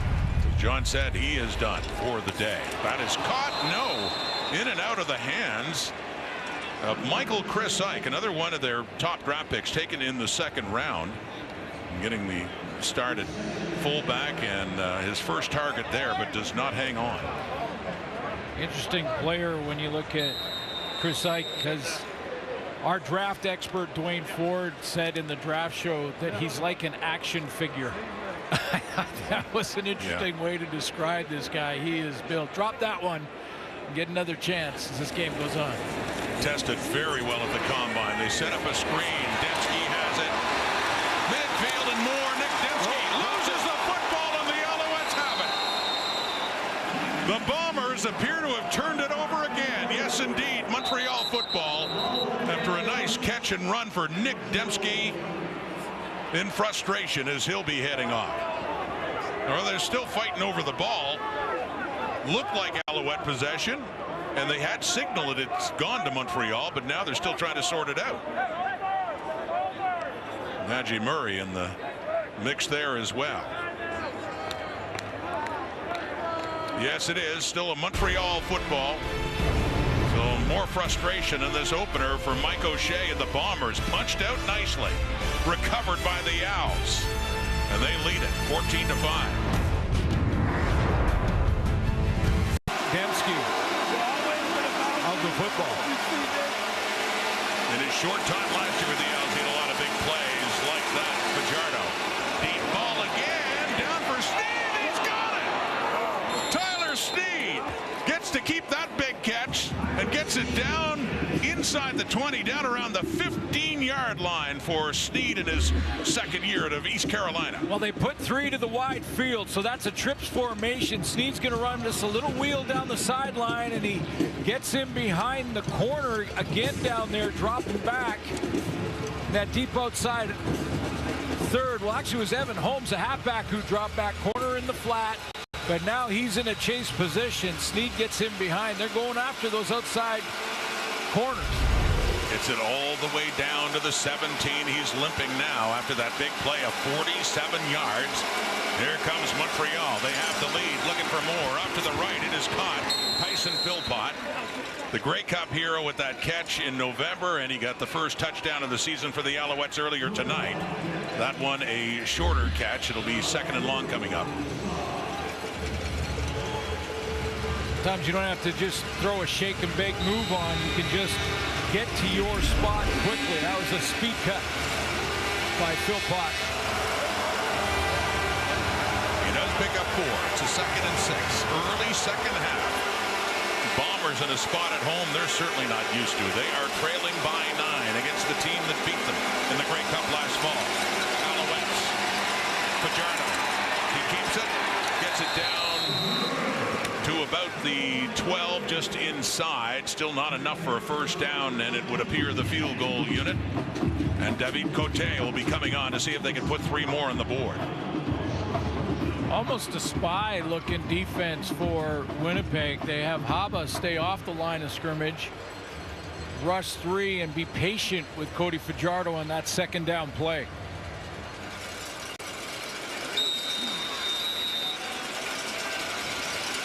Bombers were 8-1 at home last season. They rarely lose in this stadium. Still lots of time here. Montreal trying to make it 17-5, and with Cote, pumps it through, and they do. So the lead up to 12 points. Opening night. Last 4 seasons have gone for the Winnipeg Blue Bombers, beating Hamilton in 2019. Jake Thomas celebrating that Grey Cup win, ending a long drought in 2021. There was no 20 season. They went to overtime, beating Hamilton again dramatically at Tim Hortons Field. The next year, trying to make it 3 in a row. Mark Leggio, the kick blocked by Robbie Smith, the Argos, stunned them and denied the three-peat. And then last year, back in Hamilton, Tyson Philpott and the Grey Cup winning catch once again, Glenn, in the last seconds, and Winnipeg is denied again. Well, yeah, and you know, I start to think maybe a bit of a theory as to the slow start here in this game for the Bombers tonight, because losing in the final seconds of back-to-back Grey Cups, that doesn't sit well. In fact, when we talked to him, we asked Zach, we talked about it off the top, about, you know, the off season and dealing with that kind of a loss in the championship game, and he just in a few words said, yeah, not good. And maybe they're in their own heads a little bit. Strevler, by the way, was playing a different position on that last run. Collaros is in at quarterback. Strevler is on the field, so a different wrinkle here. And the handoff gets messed up and nearly fumbled. So that's lost yardage. Isaac Adeyemi Berglund, the former Stampeder, newcomer to Montreal, is in there. Something went wrong in the exchange with Collaros and Brady Oliveira. Well, it's that ride and decide play, and Collaros has a chance to put it in the belly of Oliveira, but he's still making a decision. He hasn't decided yet, and he wants to pull it. Looks like he's a little unsure as to whether or not to leave it for Oliveira. Oliveira's just going to wait with eyes up and then take it if he has it, but he didn't have it. The punt from Sheehan. Fletcher has it inside the 25, goes left, finds some room down the sidelines and spins around to stay inbounds, and knocked down ultimately by one of the great special teams players for Winnipeg, Nick Hallett, takes him down. One thing, great features of Canadian football is the return game and the special teams, and that was a big run to get some nice field position and to bounce back from that bit of an adventure on that attempted field goal late in the half there. Hallett finishes it off. Fletcher, he got it started. 4 games left in the regular season. He returned a punt, a missed field goal, and then both for touchdowns, and then he had a kickoff return touchdown in the Eastern Final, changing the momentum against the Argonauts. 1st and 10, Alouette 45, and yeah, flags coming out with the snap of that ball and the offside. Way offside there. Rambo is trying to go in waggle motion. Remember, when you're coming up as a newcomer, as a rookie receiver there in Rambo, you got to learn all the motions, and that's one of the complicated parts of a Jason Maas offense. Is outside of the actual execution of the plays in the playbook, there's pre-snap motion all Montreal over the place. Now, most teams do it. That penalty is declined. 2nd down. So learning a difficult playbook, not unique to Montreal, but it certainly is there. And Rambo was about 8 yards offside on that. One of the new receivers for the Alouettes, and they had a bunch of them last year, namely Tyler Snead, and of course Austin Mack. 2nd and 8, 47. Fajardo completes it 2 to Keon Julian. Grant keeps his feet, and they blow the whistle. If they say he stayed in bounds, that'd be enough for a first down for the Alouettes. It is indeed, as the Sticks are on the move.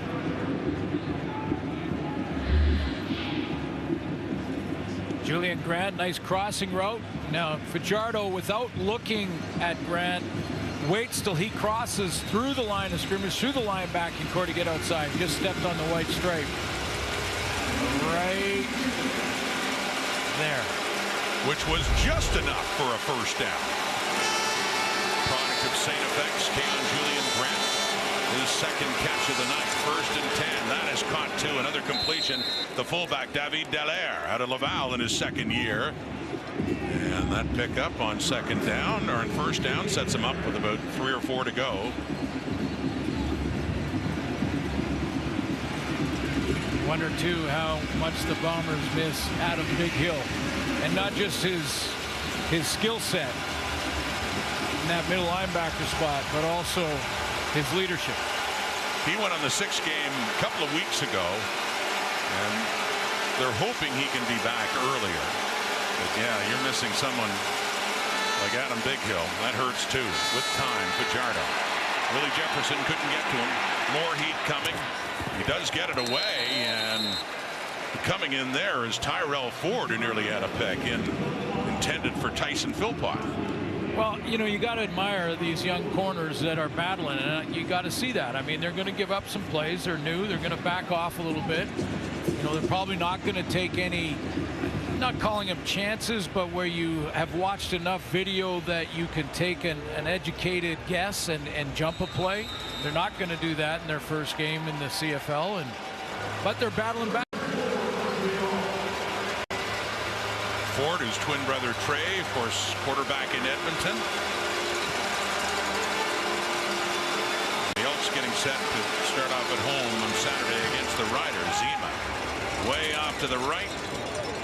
Gets a nice roll, but a little too nice as it heads into the end zone as Mitchell just watches it. He wanted to have a little spin to keep it down inside the 5. Instead, a point on the board for Winnipeg, still trailing. Women's final Saturday on TSN. So another point on the board for the Alouettes on the single and the punt by Joseph Zemas, and the Bombers take over from their 40, and it's Brady Oliveira on the carry on first down. Patience on that last run. He's getting back limping a little bit back in that huddle. Talked to him about his off-season training, and I said, how long did you rest up after a long season? He said, week and a half. That's a long time for him. And then back in the gym. Quickly to Dembski on the sweep. I think Winnipeg used this play so well before, but that time they end up shy of the first down. Just a couple of yards for Dembski. Boy, that's amazing reaction and speed from a defensive end in Sean Lemon, the veteran, to read this and take an inside pass rush move and then redirect and catch Matt Dembski. Again, if you're wondering about Lemon, who was suspended and had retired, he's appealing a gambling suspension. And until that appeal is heard, he is allowed to keep playing. So he had a sack earlier and then a big defensive play there tonight for the Owls. On the 3rd down and 2, they are punting. Winnipeg is. Jamison Sheehan standing just inside the 35. Sails a high punt for James Letcher.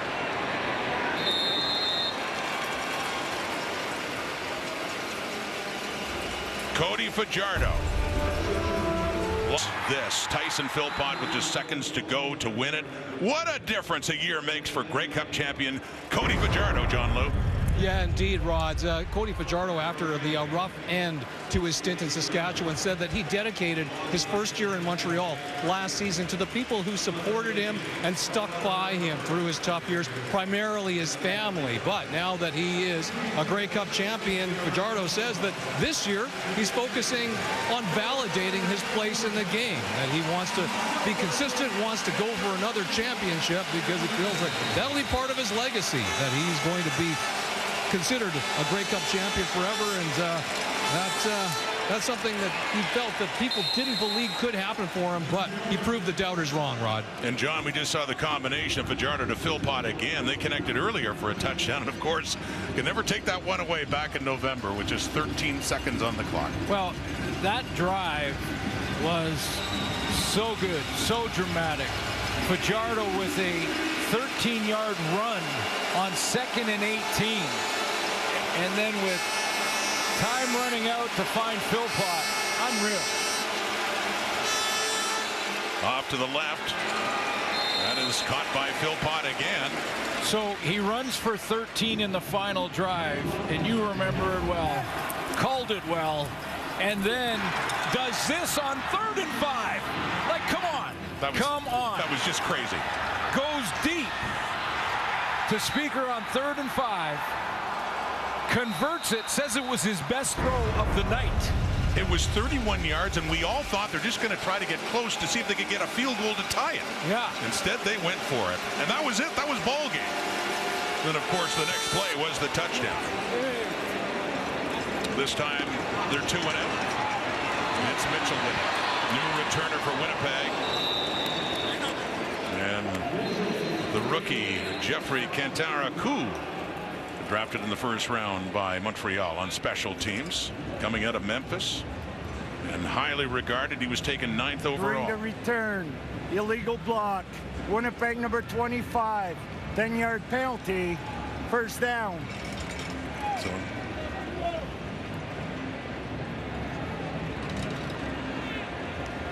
boy, one of the great special teamers of all time, the all-time leader in special teams tackles, Mike Miller, and now a coach and special teams coordinator for Winnipeg. Yeah, here's what I want to teach you guys. I'm going to put up some Mike Miller highlight reels. Go ahead and watch me cover. First guy down every time, it felt like. What a playing career he had. From the 27, first down. It's caught. Dalton Schoen with it. You know, I think it should be said that Noel Thorpe's defense tonight is one of the main reasons that Zach Collaros, a former MOP, Brady Oliveira, the leading rusher last year, and this Bomber offense has not looked normal, has not looked like a Bomber offense of the last 4 years. Part of that is the way this defense plays. They had 48 takeaways in the regular season. That was 2nd in the league. Had 4 sacks, an interception, and a fumble recovery in the Grey Cup game. And it continues. An opening night, under 150 yards, a net offense. Chris Strebler running with it there. But I don't know if he got that first down. It'd be very close, but no, it's been a confident defense, and one that just progressively under Noel Thorpe got better and better. And that Eastern final, when they forced 9 turnovers of the Argos, a team that far and away led in terms of turnover ratio all season, that defense really stood up. A big reason why they've got a Grey Cup ring in 2023. So 148 yards net for the Bombers, with Strebler in on a 3rd down and about a foot away. He keeps it, gets it, and more. Strebler still moving, taken down by Stubblefield, and he's angry. Didn't like the way Stubblefield had taken him down and is favoring his right leg. He thought he got the business as Stubblefield was on the ground, maybe twisted his ankle or something. He's limping off a little bit and was not happy. That's just a straight tackle there. Oh, it was that he was holding on in that twist late. I think Strebler has a bit of an argument. That's a tackle now. You can let go now. He's down by contact, but he gives him another twist. when he's down on the ground. No penalty flag. Claris back in at quarterback. He completes a big one over the middle to Drew Wolotarski. And a first down in the Alouette zone.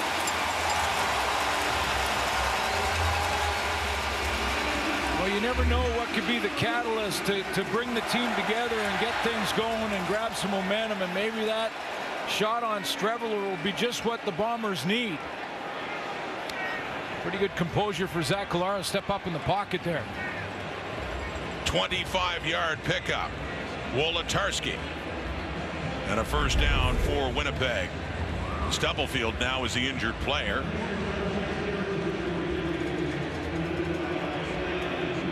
And he was the one that Streveler was so upset with for the way he tackled him and hung on after he was down.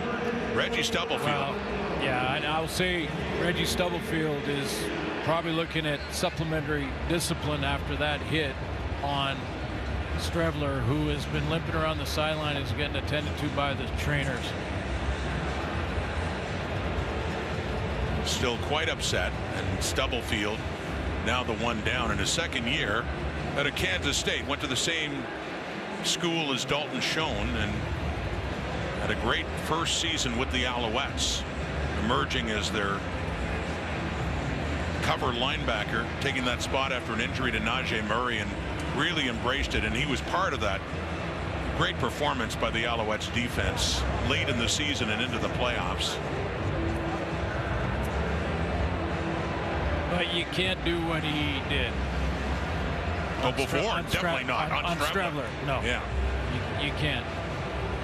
Streveler, you can tell, is visibly still fired up. I mean, thankfully not limping, and grabs a ball and looks like he wants to get back in there, but quite angry.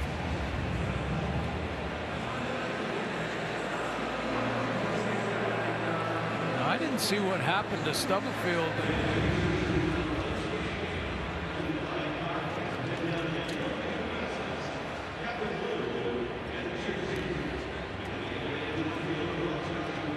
Cart coming out.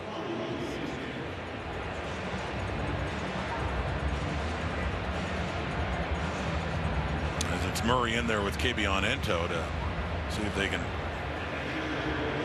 help out as well, as it is looking at this point like Stubblefield's day is done.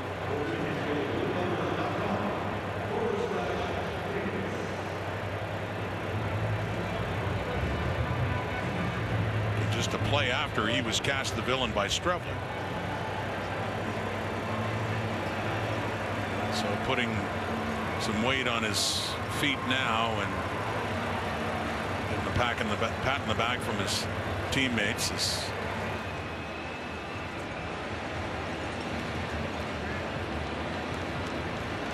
He's helped out.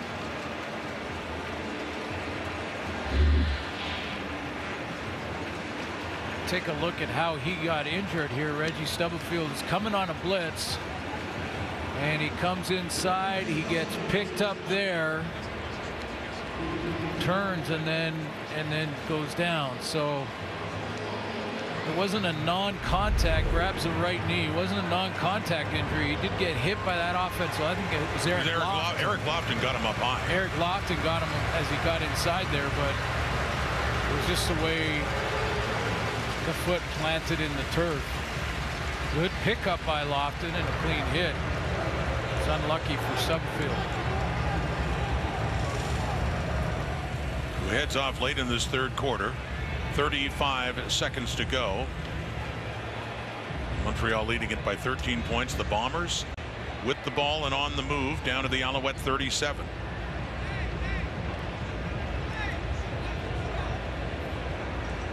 And the backup Sam linebacker Bryce Cosby, number 30, is in there now for Stubblefield. Cosby in his first year at a Ball State. Try it with the Raiders last year. Three-man pressure, dumped off to Oliveira. Go right at down, yeah, shy of the 30. They go right at him. Go right at Cosby.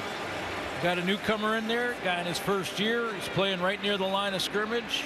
Flare the back out and Brady Oliveira, and Cosme steps up, makes the tackle. So Oliveira gets 5, 2nd and 5 coming up in what will be the last play of the 3rd quarter.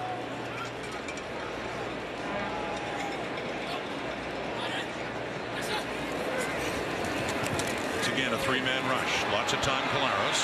Pressure coming. Adeyemi Berglund nearly got him. He does get it away, but it sails out of bounds, incomplete, and a 3rd and 5 to start the 4th quarter for the Winnipeg Blue Bombers. They're at home to start a new season. 4 straight West Division titles, but in tough right now against the team that beat them in the Grey Cup last November.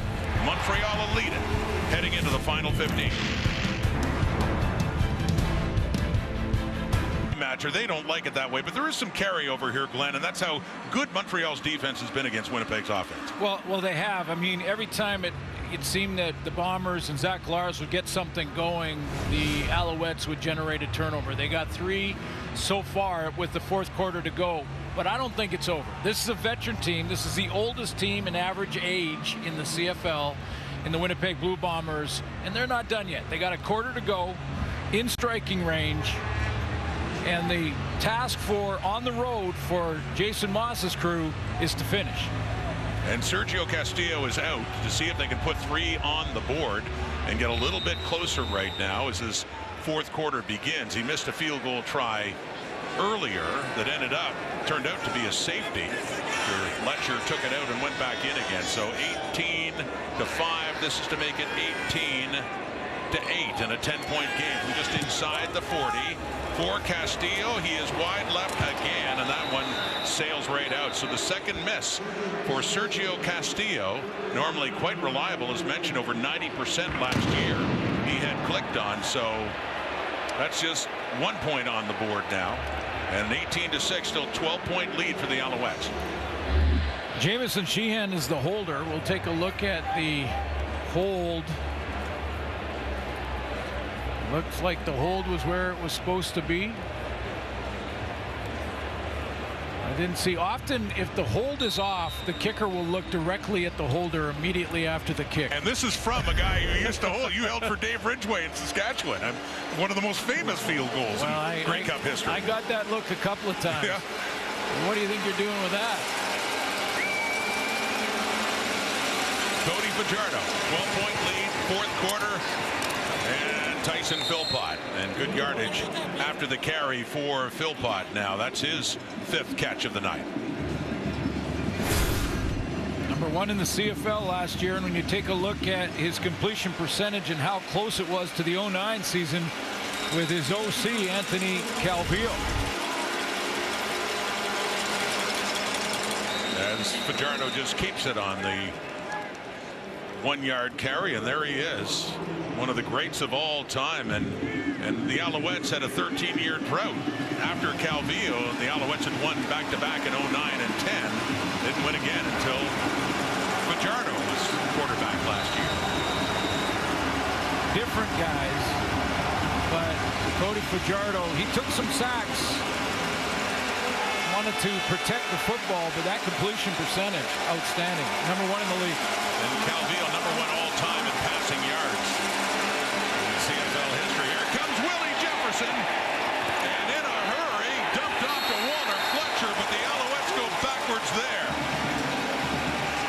Yeah, it looks like the veteran Willie Jefferson was it's almost like on this play he said, I've had enough. He's coming from the left corner of your screen, and he's going to beat the fullback, a tailback. Watch Jefferson come around the edge here. He's going to beat a couple of them. One to the outside, another to the outside. You're not going to stop him. And it just rushes the play for Cody Fajardo, and they don't have a shot to execute it. And number 5 has been a nightmare for Cody Fajardo over the years, especially going back to Fajardo's days with the Riders and that rivalry between Saskatchewan and Winnipeg. Fajardo knows him well. 3-man rush. Fajardo just decides to run it. Brandon Alexander quickly coming in, the safety, and takes him down out of bounds. Alouettes want a flag, and they get one. Late flag. I think like Brandon Alexander made a good clean tackle.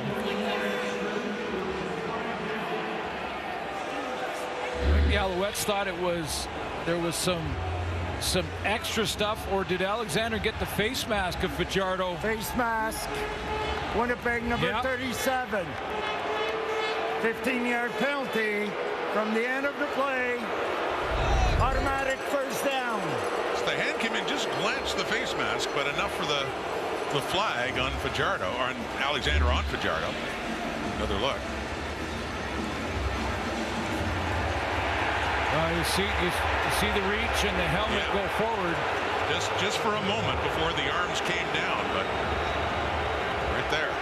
Yeah. Just touched it. Hand went down. Penalty. Big one too. Fletcher gets it inside the Winnipeg 40. Yeah, it was quick, but there's no sort of time limit for if you get to the mask. I mean, if you get the mask, you put it in the hands of the official.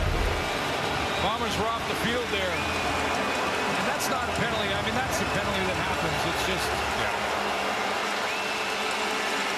that's not a bad decision by Alexander, is my point. Well, the many thousand in the stands don't like it. They're still expressing their dismay.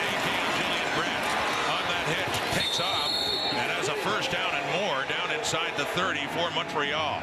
So a big turnaround and momentum here off that Alexander penalty.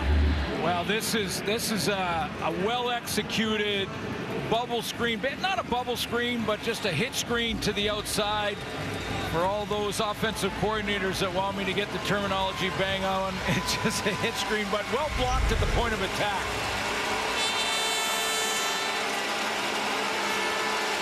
Down outside the 20 now.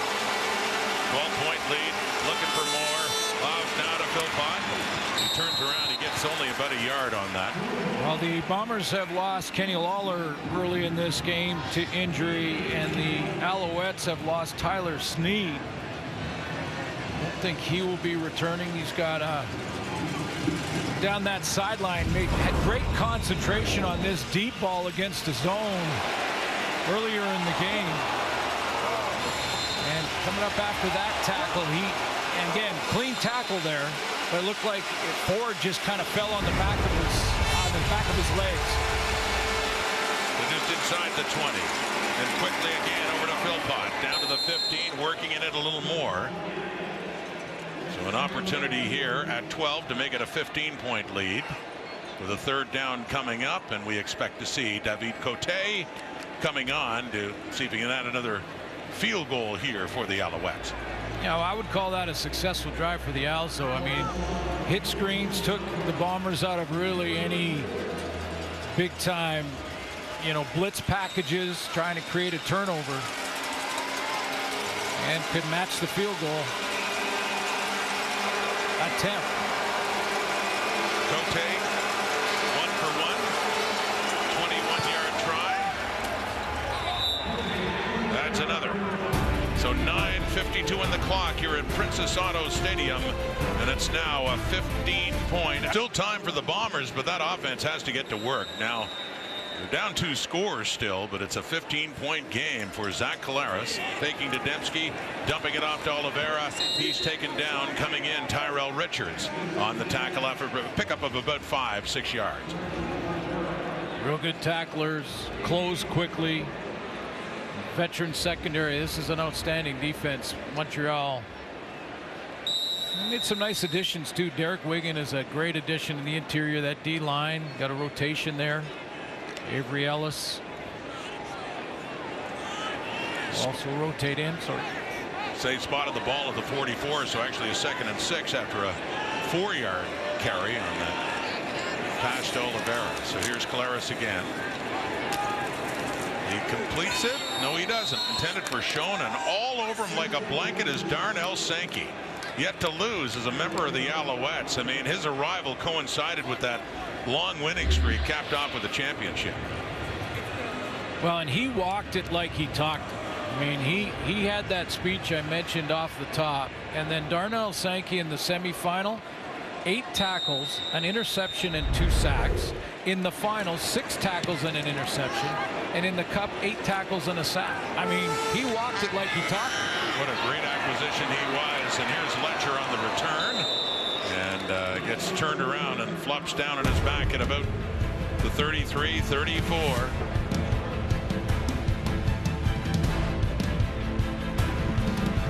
You can watch the cup. Welcome CTV. A flea flicker here. Fletcher back to Fajardo. Wide open. Fooled the Bombers. Tyson Philpott has touchdown number 2.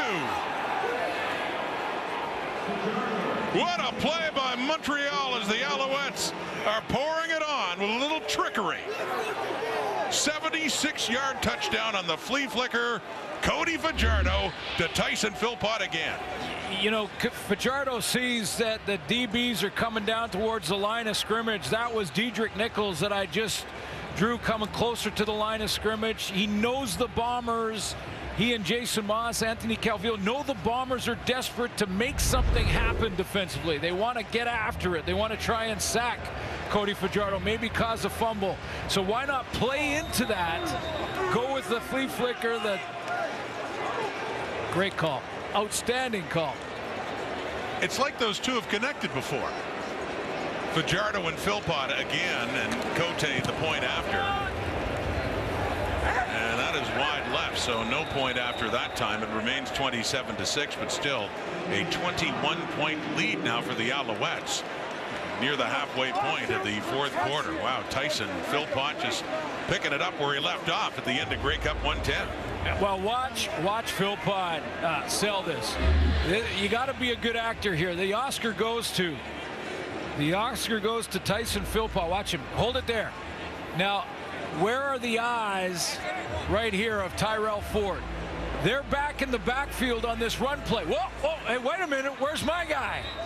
He's gone. He is gone.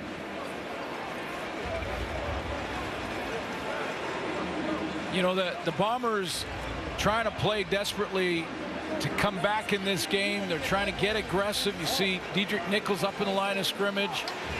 The DBs got their eyes in the backfield trying to make something happen. And that's why this is such a great call at that time to go with that play, get the DBs peeking, and get in behind them.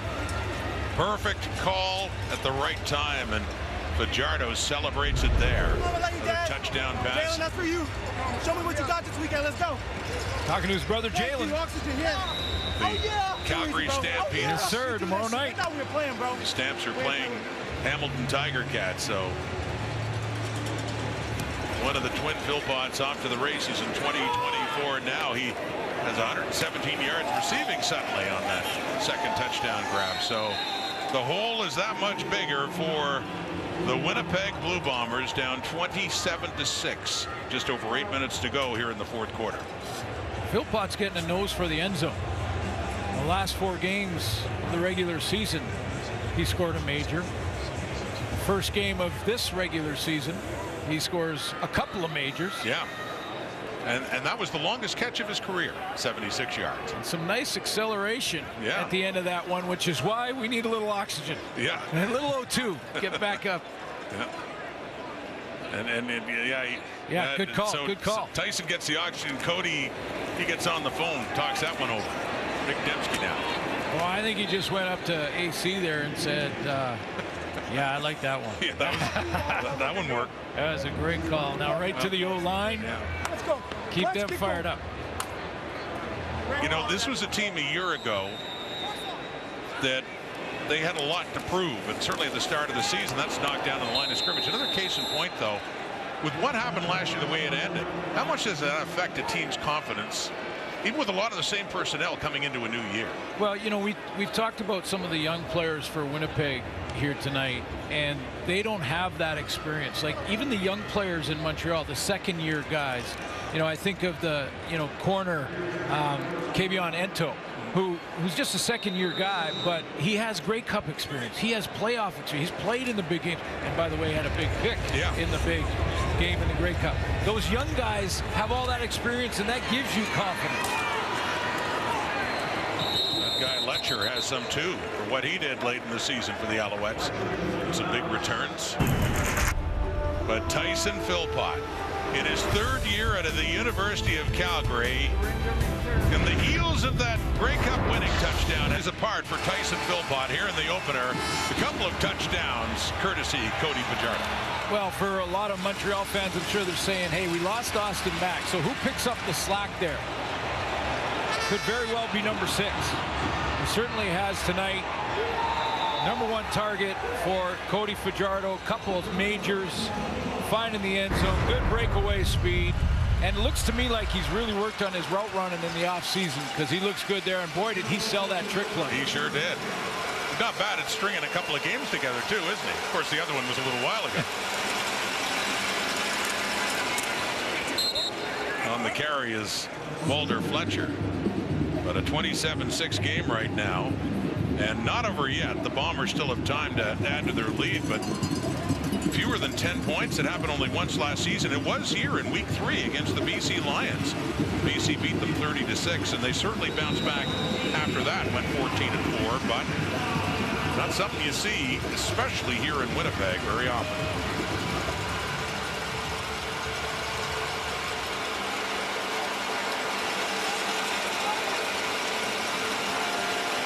Montreal in charge, up 3 touchdowns and with the football, 4th quarter. And it is back to Philpott. He had his breather, and he goes to work again. Another good amount of yardage after the catch as well for Tyson Philpott. But I know exactly what Cody Fajardo was saying when he told us during the week that he's got just a completely different comfort level with this offense, and he has shown it throughout the game, whether it be the short game and these little hitches, or when he tried to press the ball deep on the outsides. I mean, he looks in complete command of this offense.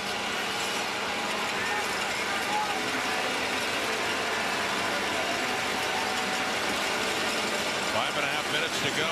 Little deception, handing off to Fletcher, gets it up across the 30. 2nd down coming up. But I'll say this, and this is not an excuse. You don't have to give an excuse in week 1 to a team that's been to the Cup 4 straight years in a row and won 2 of them. So that's not what I'm trying to do. But missing Adam Bighill in the middle is big for this defense. I mean, his leadership is one. Pre-game, he's working on it. He's trying to get back. But his athleticism, people forget that he'll go on a blitz on one play and drop back into the middle third on another, because he's that versatile and that good. And it just opens up the defense in a big way for Winnipeg. And he, of course, wasn't in the lineup tonight. 2nd and 5 at the 32. Complete first down, you know who. Philpott again. What a night he is having. Tyson Philpott just keeps it going. And another thought about Bighill, too, as you pointed out earlier, it's not just what Bighill does himself on the field, but the leadership, the influence he has on the rest of his team. Well, exactly. You know, when Terrell Bonds or Tyrell Ford, the young corners, come back into the huddle, and, you know, their eyes are big and they're saying, wow, you know, Philpott's making some plays here. That's when a guy like Adam Bighill walks over and says, hey, hey, hey, play like you didn't practice. Let's go. Don't worry about that. Get ready for the next one. And maybe jump a route. Go ahead and jump a route. You hear your captain say that, you feel pretty good, and it helps. Fajardo escapes for a moment with some heat coming in on him. But ultimately, he is down. And a 2nd down coming up. Fajardo does not want to be forced into an errant throw, and Willie Jefferson got in that lane. Jefferson led the league last year in knockdowns. He's got that long reach we've talked about many, many times. And Cody Fajardo being safe with the football was a good decision. And as said, Fajardo has a lot of experience trying to duck underneath and get away from number 5. 2nd and 10 now. The Alouette 44.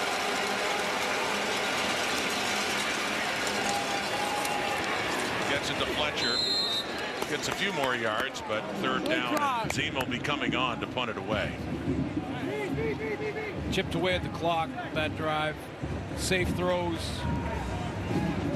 And, you know, with a decent punt here, got some putting it Zach Collaros in a bind with a long field, and that was really the goal of that drive. Get out of your own end.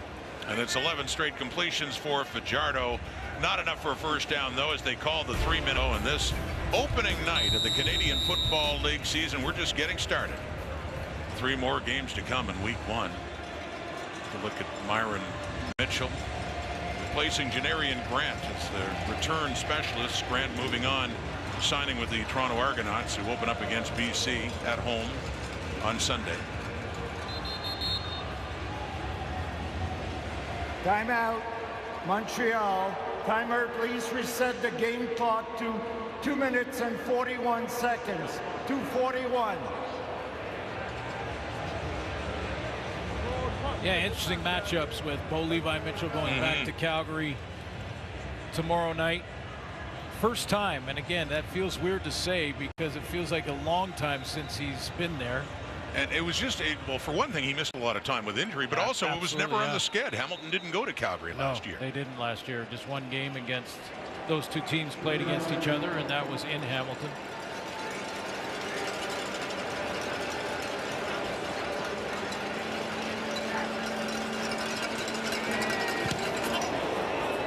Zima to punt.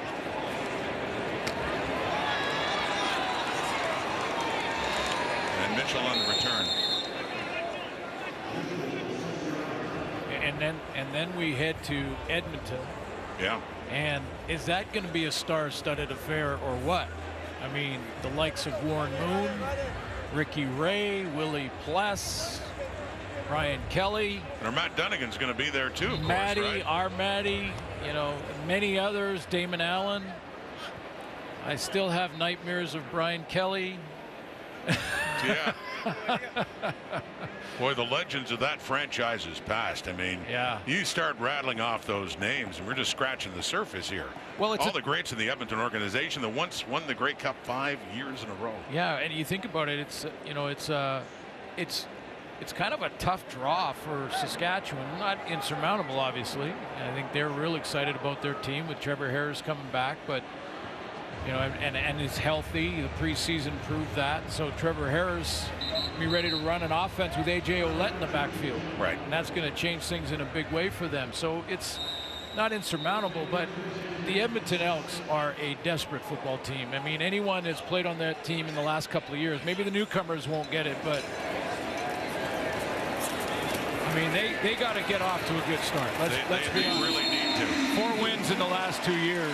Yeah, doesn't sit well. This is the 3rd season for Chris Jones with Edmonton, but yeah, it has been a while. In fact, their last playoff appearance, Jason Moss was their head coach in his final of 4 years when they won it in Montreal. They won a playoff game. It's caught again. You saw Johnny Augustine, the running back, and that is caught by Pokey Wilson. There's Pokey Wilson on Ontaria Wilson in his debut in the CFL, and a new receiver for the Bombers. But mentioning Moss, so yeah, that was the last time Edmonton ended up losing in the Eastern Final as a crossover team to the Hamilton Tiger Cats. Colares, 2 minutes to go. Getting chased down, it's deflected, it falls incomplete. Of course, that Edmonton game will have the debut as a head coach of Corey Mace. Formerly with the Argos. And A.J. Ouellette. Yeah, A.J. Ouellette, as I mentioned. And yeah, so, you know, again, I think it's going to be a great matchup. The Edmonton Elk will have all they can handle, but they're going to play with a sense of urgency. McLeod Bethel Thompson back in the league. I'm sure Trey Ford will still be involved in that offense in some way or another. And yeah, this should be a good battle there. And then we finish off the week with BC and Toronto. A lot of expectations on the Lions. Be curious to see how the Argos respond. Cameron Dukes will be starting at quarterback. 3-man rush. As time winds down for Colares. Lots of time, but nowhere to go. And he just ends up heading out of bounds. So yeah, good slate. Good to see it all getting going again. And our newcomer, our rookie on the panel, Enoch Mwamba. It'll be his night in Toronto. Yeah. To honor. And again, Farhan said it off the top. We're dedicating, all of us, the entire season to our buddy Dutchie. I know he's watching, and I think back to Dutchie handing out the awards. I'll never forget that. With his and Mwamba with the tears in his eyes, and his daughter, and I felt so good for Dutch coming back to Saskatchewan, born in Regina, raised in Porcupine Plain, And it just, the way things converged, he had a chance to come home and host our Grey Cup coverage. And it's memorable for Enoch, of course, but you know, from point of view of our broadcast family, I'll never forget that day. So we might have a very emotional final game of the first week of the regular season. Yeah. Caught by Schoen. Not much time left. But a point about Enoch, whose career started here in Winnipeg, drafted by the Blue Bombers in 2011, and had time in Saskatchewan. Of course, he had time with Montreal, played for both of these teams, and you know, wrapping it up, wasn't able to play last year, but wrapping it up in style. And that Grey Cup victory for the Argos over these Bombers at Mosaic in Regina. Augustine again, product of 12, the veteran taking it down near the 10. And I'll tell you what, the West Coast is excited about their football team. Oh yeah, I can see that. And Vernon Adams, and I know they've lost a couple of weapons, but they feel real good about their squad coming out. And the Grey Cup, from what I understand, is already sold. And we're in game 1, and it's already sold over 40K. Dalton Schoen takes it down near the goal line. Kavion Ento and Marc-Antoine Dequoy keeping him out of the zone. And Winnipeg getting close, and the Bombers yet to score a touchdown in this game. Yeah, they just want to get something to feel good about going into week 2. Get a score, get a major. You know, obviously Montreal playing a little differently with the lead at 3 minutes to go. A little more room out there. And Augustine takes it in for the first Winnipeg touchdown of this first game of the year. Not nearly enough, but it's something for Bomber fans to cheer about in a difficult night.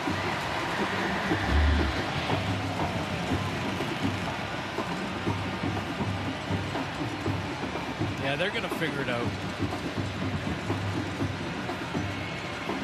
Veteran squad.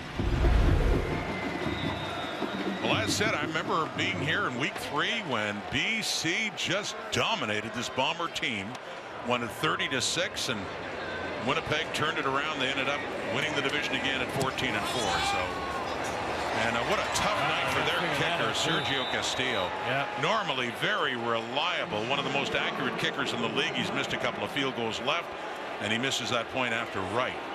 That kind of night is some boos start to rain down here. Well, he hit on 90% last year. Yeah, just a little over 90. Long of 53. So again, a lot of what we're seeing uncharacteristic of this Bomber team, obviously, but when it comes to the offense not being on track, I mean, that's something that looks like it's just a technique thing for Castillo, and I'm sure he'll watch himself on video and get that figured out. But you know, when you talk about the slow start and the sort of the offense being off track, a lot of has to go to that Montreal defense. Yep. They create turnovers at the right time, forced and drew some penalties that were costly to the Bombers. And now one of the leaders offensively is going up and down there. Zach Klar is telling everybody, one of his teammates, hey, don't worry about this one. Get back to the drawing board. But a nice game plan for the Montreal Alouettes on defense, and executed well. And again, the comfort level of Cody Fajardo was very evident tonight. Yeah, very evident tonight. And building on that confidence we talked about, and that East final, nothing against the Alouette offense, who didn't have to do as much because defense and special teams were so good. But heading into that Grey Cup, Alouette defense was still very good, but Fajardo in the offense, when it was needed most in that final drive especially, even starting the second half when they exploded down the field with some big plays, it wasn't just the defense in that Grey Cup. They got it done, and Fajardo in the offense did on that day against Winnipeg too.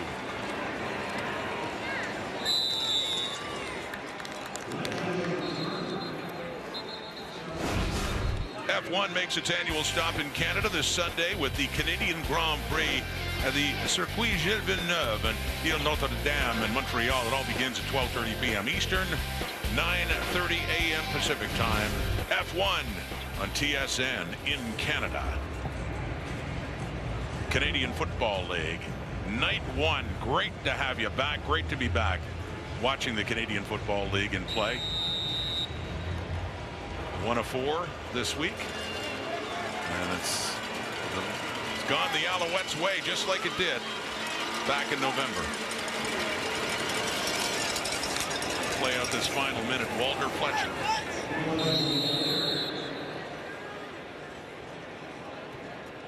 But I was going to say, the thought about that defense for Noel Thorpe and the difference it made late in the season. Yeah, oh yeah, big time. Darnell Sankey, but you know, when I look at Philpott and I think about the ceiling, like think about what is possible. I mean, Jalen, you're up, by the way. Yeah. I know he's watching. I was just going to say, unfortunately for Jalen, at the start of his career, a lot of injuries. Yeah, so yeah. hopefully he can stay healthy. So But what a night. What a night for Tyson. Proud parents, too, I'm sure. Talked last year about Corey Philpott, who won a Grey Cup with the BC Lions back in 1994.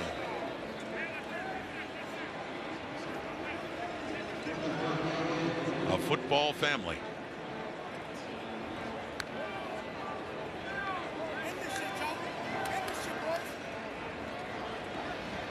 And you know, when we have our talks with the teams before the game, and we were talking to Cody Fajardo and we asked about Philpott coming to camp and how he looked, and it's not in what they say but how they say it sometimes. And Cody Fajardo got almost giddy. Yeah. You know, he's answering the question, oh yeah, but his tone went up. It looked like he was visibly excited about talking about what could be possible for Tyson Philpott. And it's just one game, and it's the start, but it was a great one out of the gate.